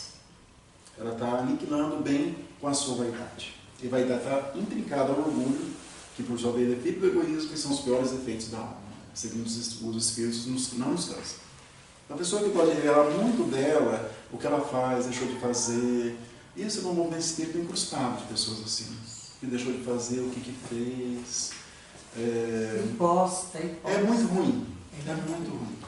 Agora teve uma reportagem da Veja, de Paulo, já estão acompanhando aí ou não? Aí já lembro, o espírita está atacando veementemente. Que postura é essa? Entendeu? Já maculou tudo. Né? Não é assim que funcionam as coisas para o espiritismo. E o que a Veja falou não falou nada de errado, tá? Só abrir parênteses, assim, não tem nada ali equivocado, não. Talvez a maneira de como a Veja abordou foi meio assim, mas não teve nada de equivocado, não. A maneira de como foi colocado, agressivamente o jornalismo, mas os fatos, não teve nada ali de, né, na minha leitura que eu faço. Mas, enfim, isso é muito ruim, né? Então tem muitos religiosos que se apegam a isso, né? A essa vaidade muito grande e acabam tendo esse desvio. Aí chega no plano espiritual, cadê aquele céu que me prometeram? Cadê? Onde? Eu fiz tudo de bom. Cadê? Não vai encontrar. Não vai encontrar. É isso que ele quer dizer aqui, Alexandre, né? Quase todas as escolas religiosas falam do inferno de penas angustiosas e horríveis, onde os condenados se experimentam torturas eternas. São raros, todavia, os que ensinam a verdade da queda consciencial dentro de nós mesmos, esclarecendo que o plano infernal e a expressão diabólica encontram início na esfera interior de nossas próprias almas. Esses símbolos, inferno, purgatório, tudo, né? Símbolos do nosso próprio eu espiritual. Aí tem aquela história, né? A mãe do padre Marinho o incentivou a ser padre, porque ele tinha uma propensão à filosofia espiritual, mas ele não foi preparado, diz Alexandre, para ser um condutor de almas, né? Então ele está retificando, espiando, porque abusou da condição de sacerdote. A mãe se sente um pouco culpada por ela ter orientado o filho a ser padre, por isso que ela sofre tanto no plano espiritual, embora ele tenha o livre-arbítrio de poder se pautar de forma correta, dentro do ofício de ser padre, dentro do sacerdócio. O erro foi dele, a queda foi dele, então ele vai ter que se acertar com as leis divinas, não da mãe. Mas a mãe se sente um pouquinho culpada porque ela direcionou o filho a ser padre. Aí foram procurar o padre, né? Onde que ele está? Aonde que ele está? Dentro da igreja. Com outros padres ainda fazendo discurso lá no púlpito, um deles, desencarnados, né? Dentro da igreja. Só padres, só espíritos inferiores ali naquele momento. Só espíritos inferiores. Aí foi designado outro padre, né, o Nercésio. Aí sim, esse padre já é benfeitor. Esse já está no outro patamar. Para poder se comunicar com ele, né? Mesmo porque ele nem enxergava os outros benfeitores ali. Pelo grau dele, ele não tinha visibilidade.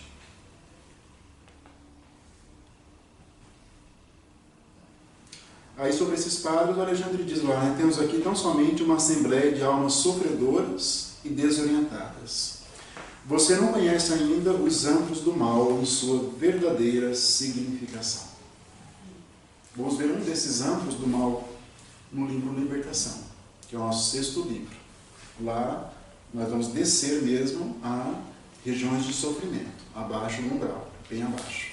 Toda a descrição do livro são de de uma região desses âmbitos do mal aqui. Tá? É aqui só uma preparação para o que vem por aí. Mas só uma pergunta que o Marinho fez para o Nercésio. Você pertence aos submissos ou aos lutadores? Quando soube que ele era padre. Aos submissos? Os submissos seriam os que estão tentando sair da vida onde eles se encontram. E os lutadores são os que são, né, os que não aceitam a realidade espiritual. Né? E ele aceitou, então foi para uma reunião mediúnica. Então ali começa, né, a doutrinação dele, o esclarecimento dele. Aí eles falam que recolhiam forças mentais emitidas pelos irmãos presentes para recursos plásticos. O que são forças mentais? São os fluidos, fluido vital, e eles usam para fazer algum quadro. Às vezes eles pintam um quadro com esses fluidos, aparecem cenas ali do passado do espírito, se projetam naquilo. Os espíritos fazem isso, os espíritos benfeitores da reunião mediúnica. E eles se tornam visíveis aos desencarnados também, né?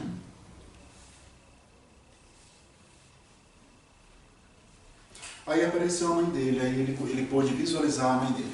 Olha, então aqui no plano, vamos imaginar uma reunião mediúnica aqui do lado agora, um espírito parecido com esse se comunica. Então, quem está ali vai ver só o médium falando algumas coisas. Mas a cena espiritual é muito grandiosa.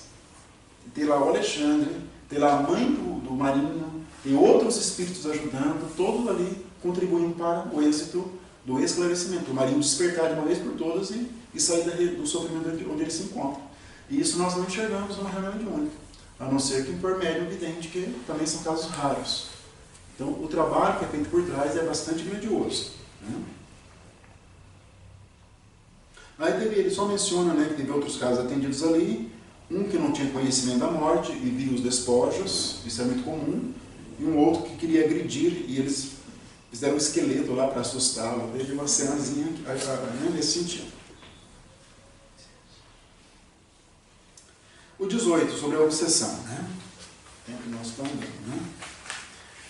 Então, o que é a obsessão? Né? A obsessão, Kardec trata desse tema no livro dos médiuns. Então, ele classifica como obsessão simples, 3 formas de obsessão. Então, o que é a obsessão? A obsessão é a interferência de um espírito que quer fazer o mal a um encarnado. Né? No sentido específico é isso, a obsessão. Ele se aproxima, ele se insinua e ele passa a assediar o espírito encarnado. Tem várias causas de obsessão. Desde as causas imediatas, que são do nosso comportamento atual, seja por vícios morais, pessoa que é muito orgulhosa, egoísta, rancorosa, ódio, esses sentimentos ruins, ou as viciações ligadas a álcool, drogas, sexo, entre outras viciações, isso atraem esses espíritos obsessores, que ele chama de vampiros aqui na obra. E tem os obsessores ligados ao passado espiritual, que querem vingança, porque por sua vez foram prejudicados pelos que estão encarnados hoje. Todo obsessor do passado é a vítima do passado. Todo obsessor, ele é a vítima do passado, que hoje ele quer vingança. Ele não se evangelizou, ele não se regenerou, ele quer vingança. Então vocês vão observar essa dinâmica desses espíritos. Né? Essa dinâmica. Então Kardec classifica a obsessão simples, de acordo com o grau de assédio. A obsessão chamada fascinação, que é uma das mais difíceis no sentido de ser identificada. Os médiuns podem ser muito fascinados quando eles começam a escrever textos que fogem do lógico, da racionalidade, livros publicados e perdem toda a credibilidade. São fascinados. E tem a chamada subjugação, que é mais intensa. Que lá no começo da obra, Kardec vai chamar de possessão. Mas depois ele abandona essa palavra possessão, porque não traduz, ele fala exatamente o que é esse fenômeno. Porque possessão tem que entender que realmente é um domínio do espírito sobre um domínio muito intransigente sobre o encarnado. Ele se apodera, igual nos filmes americanos de terror, ele se apodera do corpo e faz o que ele bem entender, igual no filme Exorcista. Entendeu? E isso realmente não existe na teoria espírita, nesse grau. Pode chegar a um grau bem extremo, mas ainda assim o livre-arbítrio é preservado. Embora ele vai requerer auxílio de terceiro para poder se livrar desse espírito, mas o nosso auxílio do espiritismo é pelo esclarecimento, pelos passos, não é como de outras religiões. Então são essas 3 formas: obsessão simples, subjugação e a fascinação. Né? E tem várias nuances. Né? Para entendermos mais sobre esse assunto, teríamos que ler a coleção do Manuel Filomeno de Miranda. Tem vários livros escritos sobre isso. E ele vai dizer lá em uma das obras que nós vivemos atualmente uma epidemia de obsessão no planeta Terra. Uma epidemia de obsessão. Todos nós somos assediados. A obsessão seria um processo mais intenso. Consegue entender a diferença? Todos nós somos assediados por espíritos ruins, fica num conflito. Mas da obsessão existe realmente uma vinculação mais próxima, um assédio mais persistente, mais contínuo do espírito. Antigamente, no movimento espírita, o obsediado, quando era muito desequilibrado, a medicina já tinha abandonado, não tinha remédio mais, era levado para centros espíritas. E ele participava de reuniões mediúnicas com uma pessoa presente. É o caso aqui deste capítulo. Os espíritos estão lá na reunião mediúnica. Os obsidiados, os encarnados. Isso não se pratica mais hoje, pelo menos não é uma orientação das federações espíritas. Talvez alguma outra casa que não é federada, tem casas que não são federadas. Então elas não seguem as orientações das federações espíritas. Talvez podem fazer esse tipo de procedimento, né? Mas é isso. E ele diz assim, Alexandre, obsidiado, não fala obsidiado, tá? É obsidiado. Tá? Obsidiado e obsessor são duas almas a chegarem de muito longe, extremamente ligadas nas perturbações que lhes são peculiares. Ele fala uma obsessão típica que está ligada ao passado espiritual, né? É muito difícil identificar a verdadeira vítima com a visão circunscrita do corpo terrestre. Observei o exagerado otimismo dos companheiros, vendo que alguns deles, olha aqui, dos companheiros encarnados do centro espírita, mais levianos, chegavam a fazer promessas formais de cura às famílias dos enfermos. Olha, né, a pessoa chegar ao centro, nós não podemos prometer cura, ou qualquer outro benefício de forma muito contundente. Isso é manter a pessoa em erro, em equívoco, porque existe uma ligação pretérita que nós não temos conhecimento. E nós, eu falei, nós nem sabemos se existe uma obsessão. A pessoa pode estar passando por um problema psicológico, um problema mental, neurológico, que alguns sintomas são semelhantes a de uma obsessão propriamente dita. Então ela tem que ser orientada a assistir palestras, tomar passes, se quiser fazer parte de estudos, enfim, se ela for médium, fazer o ESD, no final do ESD fazer a capacitação para ser médium. Passar por tudo isso, entendeu? Essa é a profilaxia, é o receituário que é indicado para uma pessoa, né, que tem isso. Não podemos ser ingênuos ou levianos, como diz aqui o Alexandre. Então, naquele dia, iam ser atendidos 5 espíritos obsidiados, né? E ele fala que somente uma aproveitaria, porque ela estava mais disposta e lutava. Ele dizia assim, né, Alexandre, todos os recursos de que dispõe no campo da prece, do autodomínio e de meditação. Então, não está esperando um milagre de cura, sem esforço, e não obstante terrivelmente perseguida por seres inferiores, essa encarnada vem aproveitando toda espécie de ajuda que os amigos de nosso plano projetam em seu círculo pessoal.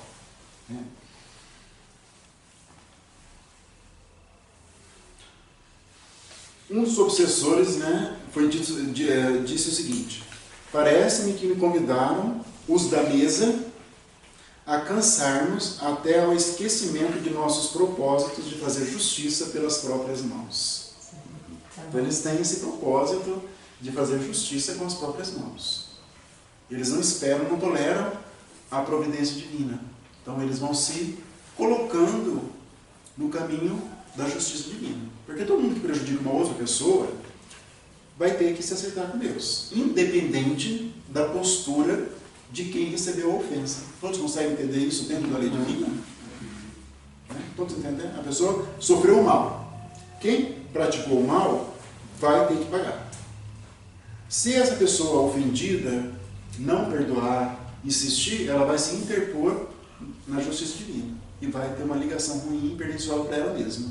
Por isso que o perdão foi tão ensinado e incentivado pelo Cristo, porque ele vai desatando nós o perdão. Em nenhum momento alforria o ofensor, né, do ato que ele fez. Em nenhum momento. Mas quando não se consegue perdoar, a pessoa que foi ofendida, esses espíritos, por exemplo, ele vira um obsessor. Tem vários casos na literatura, inúmeros. Aí o Espírito diz assim, um Espírito benfeitor, né? Acalme-se, a vingança agrava os crimes cometidos. Para restabelecer a felicidade perdida, minha amiga, é necessário esquecer todo o mal. É um princípio, né, do cristianismo. Enquanto abrigar pensamentos de ódio, não poderá atingir as melhoras que deseja. A cólera perseverante constitui estado permanente de destruição. Não conseguirá articular os elementos da paz íntima até que perdoe de coração. Nós já sabemos disso, né? O Alexandre diz assim, apenas o doente convertido voluntariamente em médico de si mesmo atinge a cura positiva. Essa é uma ideia que vai ser repetida ao longo por outros espíritos que falam por André Luiz, né? Que nós somos médicos de nós mesmos. Então, se um espírito ele não consegue perdoar, não há como ele se desvincular ali da vítima. Não há como. Ele tem que ter esse livre-arbítrio e decidir pelo perdão. Por isso que às vezes ele é trazido numa reunião mediúnica para ele ser orientado sobre o perdão. É para esse motivo.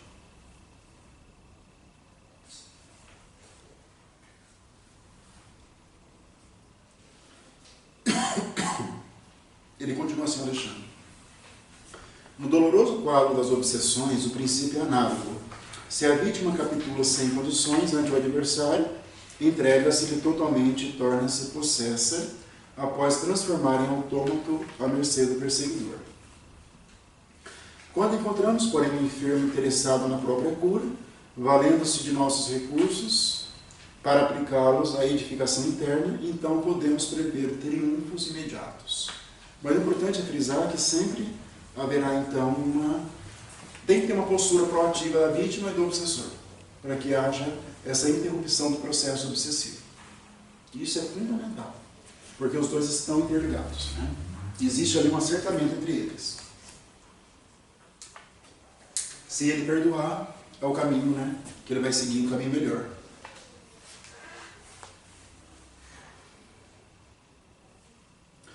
Aí ainda sobre a doutrinação, né? Você pode registrar, porém, que para ensinar com êxito não basta conhecer as matérias do aprendizado e ministrá-las. Antes de tudo, é preciso senti-las e viver-lhes a substancialidade no coração. O homem que pregou o bem deve praticá-lo, se não deseja que as suas palavras sejam carregadas pelo vento, como o simples eco de um tambor vazio. O companheiro que ensina a virtude, vivendo-lhe as grandezas em si mesmo, tem um verbo carregado de magnetismo positivo, estabelecendo edificações espirituais nas almas que o ouvem. Então, né, o palestrante, o doutrinador, o esclarecedor, se ele tentar vivenciar aquilo que ele ensina, ele vai transmitir um magnetismo. É isso que vai motivar as pessoas que estão ouvindo a mudar de comportamento. Entendeu? Não são só as palavras verbalizadas, mas sim o magnetismo que ele expande. Isso é fundamental, né?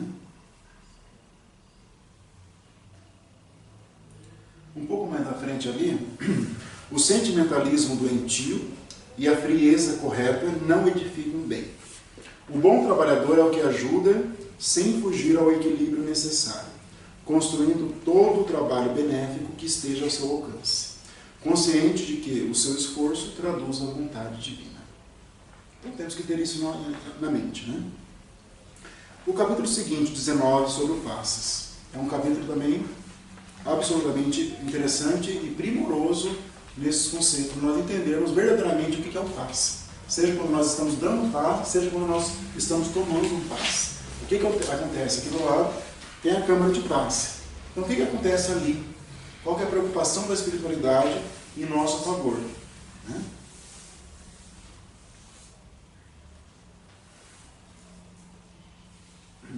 Ali ele diz, Alexandre, que o trabalho do passe era atendido por 6 entidades. Né? A equipe do passe, observa vocês, né? O centro espírita ele é todo administrado por espíritos. O centro espírita sério, onde os trabalhadores estão preocupados nas diretrizes de Allan Kardec, nesses centros espíritas. Não é porque está rotulado centro espírita que vai ter proteção, como tem aqui nos livros. Não é isso. São os trabalhadores que vão dar realmente esse rótulo de centro espírita verdadeiro.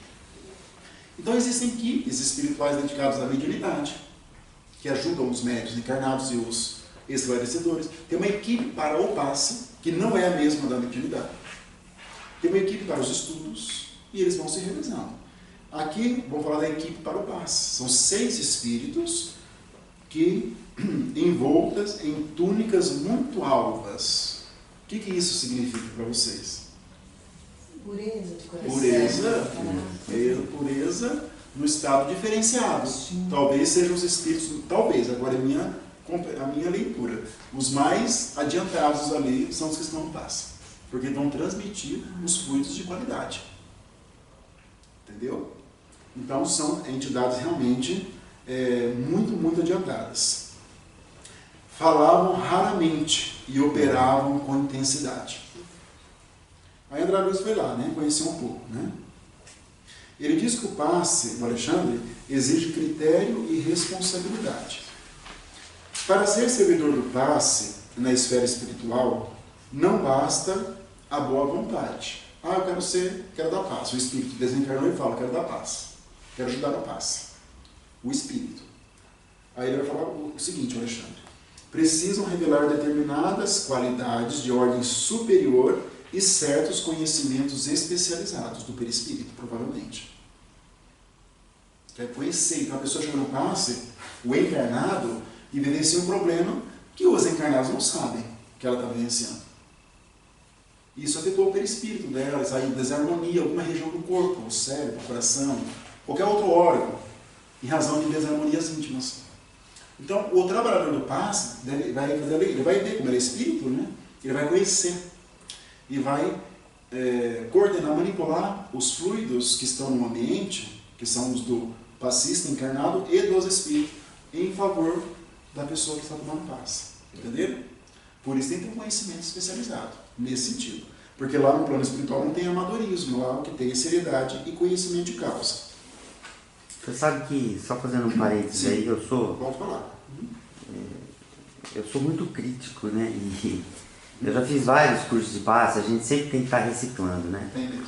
E, obviamente, né? Assim, para você não criar celeuma e não criar desarmonia, mas a gente sente que às vezes tem trabalhador que vem e não está em condição de dar passe.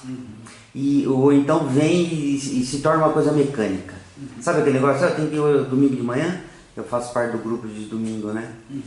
Ou então vem correndo, porque quando você vai dar o passe, você chega antes, você faz a harmonização na câmara de passe.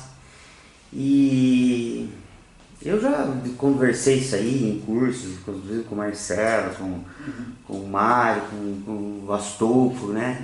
Que às vezes assim, vai muito do trabalhador, dele ter a consciência, e isso é o que está colocando aqui no capítulo, da responsabilidade que é o trabalho dele. Não é simplesmente você vir bater um cartão, porque muita gente que vem às vezes na casa na primeira vez, ela não entende muito isso e às vezes ela está num desequilíbrio e ela espera alguma coisa melhor dentro da câmara de trabalho. Se o passista não puder passar isso, então ele se torna inútil. É o que está dizendo aqui. Então, assim, não que perca assim, vamos supor, a validade do passe, mas ele tem graus também, né? Você pode dar um passe, vamos supor, 10, 8, 7, 6, 1, né?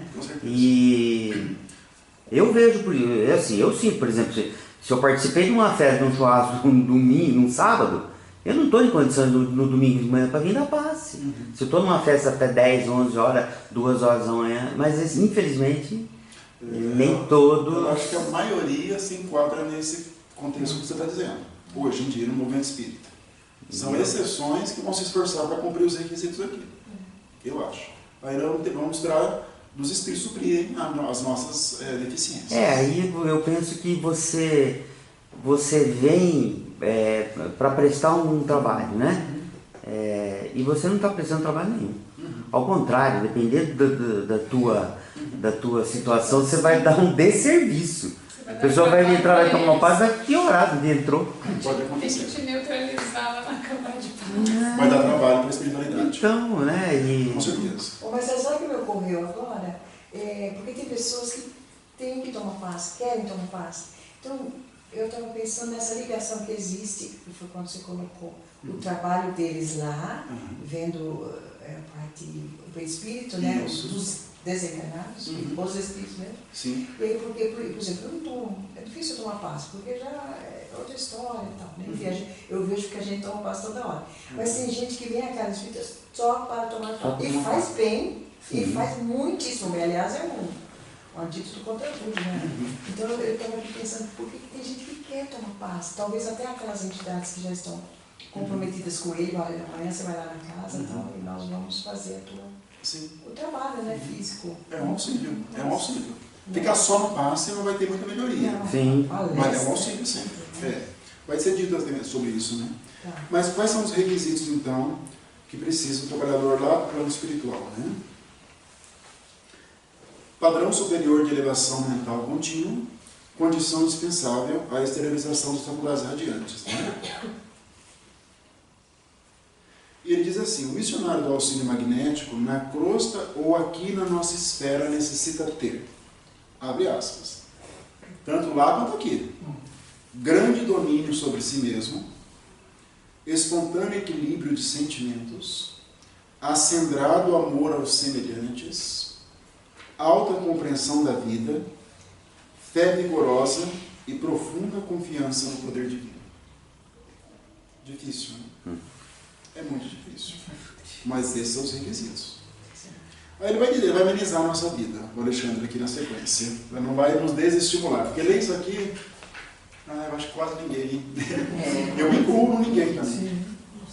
Na esfera carnal, a boa vontade sincera, em muitos casos, pode suprir essa ou aquela deficiência. Ele fala isso. Né? O trabalhador encarnado, se tiver boa vontade e desejo de ajudar, será auxiliado pelo plano superior. Essa é uma base mínima. Né? Aí, quanto mais dedicação do encarnado, maior será a sua evolução e o auxílio do alto. O candidato ao passe precisa, Alexandre, considerar a necessidade de sua elevação urgente para que as suas obras se elevem no mesmo ritmo. À medida que vamos progredindo, evoluindo como seres humanos, os nossos fluidos também vão modificando para melhor. Esse deve ser o caminho. Esse deve ser o caminho. A mágoa excessiva, a paixão desvairada, a inquietude obsidente constituem barreiras que impedem a passagem das energias auxiliadoras. Aí, sem falar, excesso de alimentação, que produz odores fétidos e álcool também. Né? Minimamente isso. Em todos os lugares onde haja merecimento nos que sofrem e boa vontade nos que auxiliam, podemos ministrar o benefício espiritual com relativa eficiência. Aí ele vai dizer, né, Alexandre, a ninguém desejamos desencorajar, mas orientar as aspirações do trabalhador para que a sua tarefa cresça em valores positivos e eternos. Porque aquele valor é muito difícil de ser preenchido, mas é um roteiro que nós temos que seguir, inevitável, né? Aí tem alguns exemplos, né? Só para lembrar aqui, estamos já finalizando, né? O caso da senhora que havia discutido com o marido, estava uma nuvem sobre o coração. Então nós encarnados não vamos ver isso. Mas os espíritos na câmara de passe, sim. Vão ver. E vão tentar, né, dissolver essa nuvem. A questão de toque, de fazer movimentos, até hoje isso tem divergências no movimento espírita sobre passe. E é uma divergência muito grande até hoje. Os que defendem, eu sou do que defende da maneira mais simples possível o passe. O Herculano Pires falava isso. Para mim é com as duas mãos e só. Porque os fluidos não dependem de movimentos, de gestos ou de toque. Porque é uma doação de fluidos. Não precisa disso. O que precisa são esses requisitos aqui. Mas vocês vão ver algumas casas espíritas, não sei se aqui tem, mas que fazem com toque na pessoa. Eu sou contra. E tem outras, vamos dizer, diretrizes, por assim dizer, que fazem movimentos circulares e tal. Com passe. O próprio filme do Divaldo, quem assistiu, aparece ali no começo, né, nos movimentos assim. Ele se redime disso, né, recentemente, né, não há necessidade disso. Então, mas vocês entenderem, vocês vejam que na literatura séria, nenhum espírito vai autorizar toque e movimentos. Isso não existe na literatura. Mas uma parte do movimento espírita pratica isso. Inclusive aqui em algumas casas de Londrina. Aí tem o exemplo do homem do fígado, né, que luta contra suas imperfeições e deseja evoluir. Atacou o fígado já, né? O caso da grávida, né? E o caso da décima... O caso de 10ª vez. Que ele ia lá para tomar, mas não resolvia o problema, né? E era indisciplinado emocionalmente, né? Vocês vejam que o passe por si só. Todos leram esse caso do 10ª vez? Mas o passe por si só, ele não vai solucionar definitivamente o problema. Ele é um auxílio, como seria um remédio, um analgésico, alivia. Mas ele não é por si só algo que vá trazer uma resposta absoluta, porque isso está dentro das leis divinas. Seria injusto se nós resolvêssemos problemas com passe. Seria injusto perante a lei divina. Nós temos que passar por isso. Então, passa um A recurso. gente vê aqui na fluidoterapia, a gente tem entrevista antes, depois o passe, né? E tem algumas pessoas que vêm assim, querendo ver o que aqui vai oferecer para ela, porque ela está com uma dor e vão ver se tira. Ou então que morreu determinada pessoa e o que ela vai receber de informação, essa postura de, vamos dizer, dos espíritos fazerem o serviço. E eu vou me eximir dos meus problemas, da minha dor, da minha dor de cabeça, meu problema de saúde. Se ele não tivesse, foi um azar que deu nele, não foi um compromisso. Então, por isso tem que explicar, né, a pessoa. É que hoje, aí eu vou abrir um parênteses, né? Na minha opinião, tem pessoas que discordam a respeito, né? A maneira de como é colocado o passe, a palavra fluidoterapia tem em muitas casas, sinto muito falar, isso não tem referência na doutrina, sinto muito falar. A doutrina fala de passe. Quando eles usam fluidoterapia, eles estão se referindo a passe, os espíritos. Nada mais que isso. Nada mais que isso. E quem faz o trabalho de passe, quem são? Vocês já sabem, são os espíritos. Então, quando nós colocamos um trabalho de fluidoterapia com esse nome, que é um nome pomposo, as pessoas são atraídas com esse propósito de cura das suas dores morais, dores físicas, suas chagas, entendeu? É a minha opinião. Talvez eu seja minoritário no movimento espírita. Mas eu penso que isso não é uma maneira madura de trazer dos conhecimentos do espiritismo o que realmente proporciona para a pessoa. Entendeu? Essa é a minha opinião. Então, para mim, a palavra passe, ela satisfaz todos os objetivos do magnetismo como o espiritismo trata. Entendeu? Na minha opinião. Quando eu vejo trabalho de fluidoterapia em tal dia da semana, isso para mim é cura, como tem em outras religiões, infelizmente. É que eu acho Por mais que a pessoa tenha boa vontade, quer ajudar, quer fazer um trabalho bom, mas isso, na minha opinião, não traduz o pensamento de Kardec, não traduz o que os espíritos superiores falam sobre isso, na minha opinião. Mas isso está hoje, se alastrou pelo movimento espírita. É uma cura que não cura, tanto que fica sempre lotado. Mas eu acho que é no sentido de sinalizar que é um trabalho voltado a tratamentos. Isso que a gente procura falar para a pessoa que chega aqui. Fala, olha, é um tratamento que envolve o evangelho que é falado na palestra, né? Então a gente fala que é o evangelho que vai nos curar definitivamente, o passe que é um auxílio magnético, e depois a sua postura em casa, reformulada, as preces e tal. Então é um trabalho que visa, vamos dizer, um pronto-socorro para atender uma situação criada naquela época da reencarnação. Também não é para ela ficar vindo na fluidoterapia a vida inteira. Então eu acredito que é um nome só para sinalizar uma situação de um tratamento mais intensivo, apesar que nós todos aqui no árbitro também tratamento, né? Porque a gente está querendo... Não, é defensável esse ponto de vista, a respeito quem faz, quer fazer de boa vontade. Mas a doutrina, penso nesse estágio hoje, no século XXI, ela tem que esclarecer as mentes, né? Esclarecer as ideias das pessoas. Né? Então as pessoas buscarem só isso, mesmo sendo esclarecidas aqui, mas é uma maneira ainda de não trazer realmente o que é o espiritismo, né? O espiritismo ele esclarece as almas, né? Ele traz boas ideias, né? Isso Mas é o objetivo do não é espiritismo. só para espírita, né? A gente recebe evangélico, qualquer um. A gente fala o evangelho segundo o espiritismo, como o espiritismo deu as lições de Jesus, mas a gente fala o evangelho, por exemplo, o perdão, o egoísmo, o que for, mas atende todas as religiões, vamos dizer, né? É aberto ao público, né? Não entendo perfeitamente. Eu acho até defensável, entendeu? Mas assim, a minha compreensão de doutrina, de espiritismo, do pensamento do codificador, os espíritos falando sobre o tema, como o Alexandre falou nesse capítulo, o que é verdadeiramente o passo, o que é o magnetismo humano, não traduz essa ideia do que é feito hoje, na minha compreensão. Mas respeito, não é só aqui, não é uma crítica, é um ponto de vista. Tem pessoas que pensam diferente, igual a questão do toque. Na outra casa que eu já participei, tem pessoas que defendem veementemente o toque. É um ponto de vista. Pessoas estudiosas, enfim, são pontos de vista, né? Já demos o horário, então. E no finalzinho, para concluir a obra, tem uma mensagem lindíssima do Alexandre, capítulo 20. E o Alexandre, né, não poderia ser diferente, né? Ele foi convidado para fazer um estudo em esferas superiores, né? Nem poderia ser. O espírito do Porte, né? Esse Alexandre, o espírito do Alexandre, é extraordinário também. Pessoal, mas é isso então, tá? Encerramos esse livro, que é notável, e toda vez que eu encerro, eu vou vontade de ler de novo, porque tem muito conhecimento. E vamos iniciar então no nosso próximo encontro, não teremos uma pausa, já o Obreiros da Vida Eterna.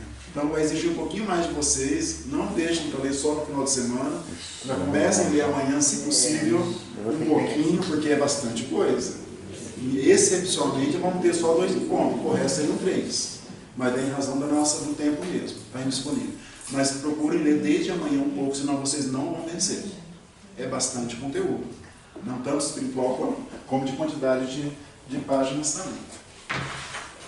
Falei muito, né? Não tem nenhum espaço. Mas semana que vem vou dar um espaço um pouco mais. Toda vez eu prometo, nunca cumpro, né? Mas vamos encerrar o horário, né?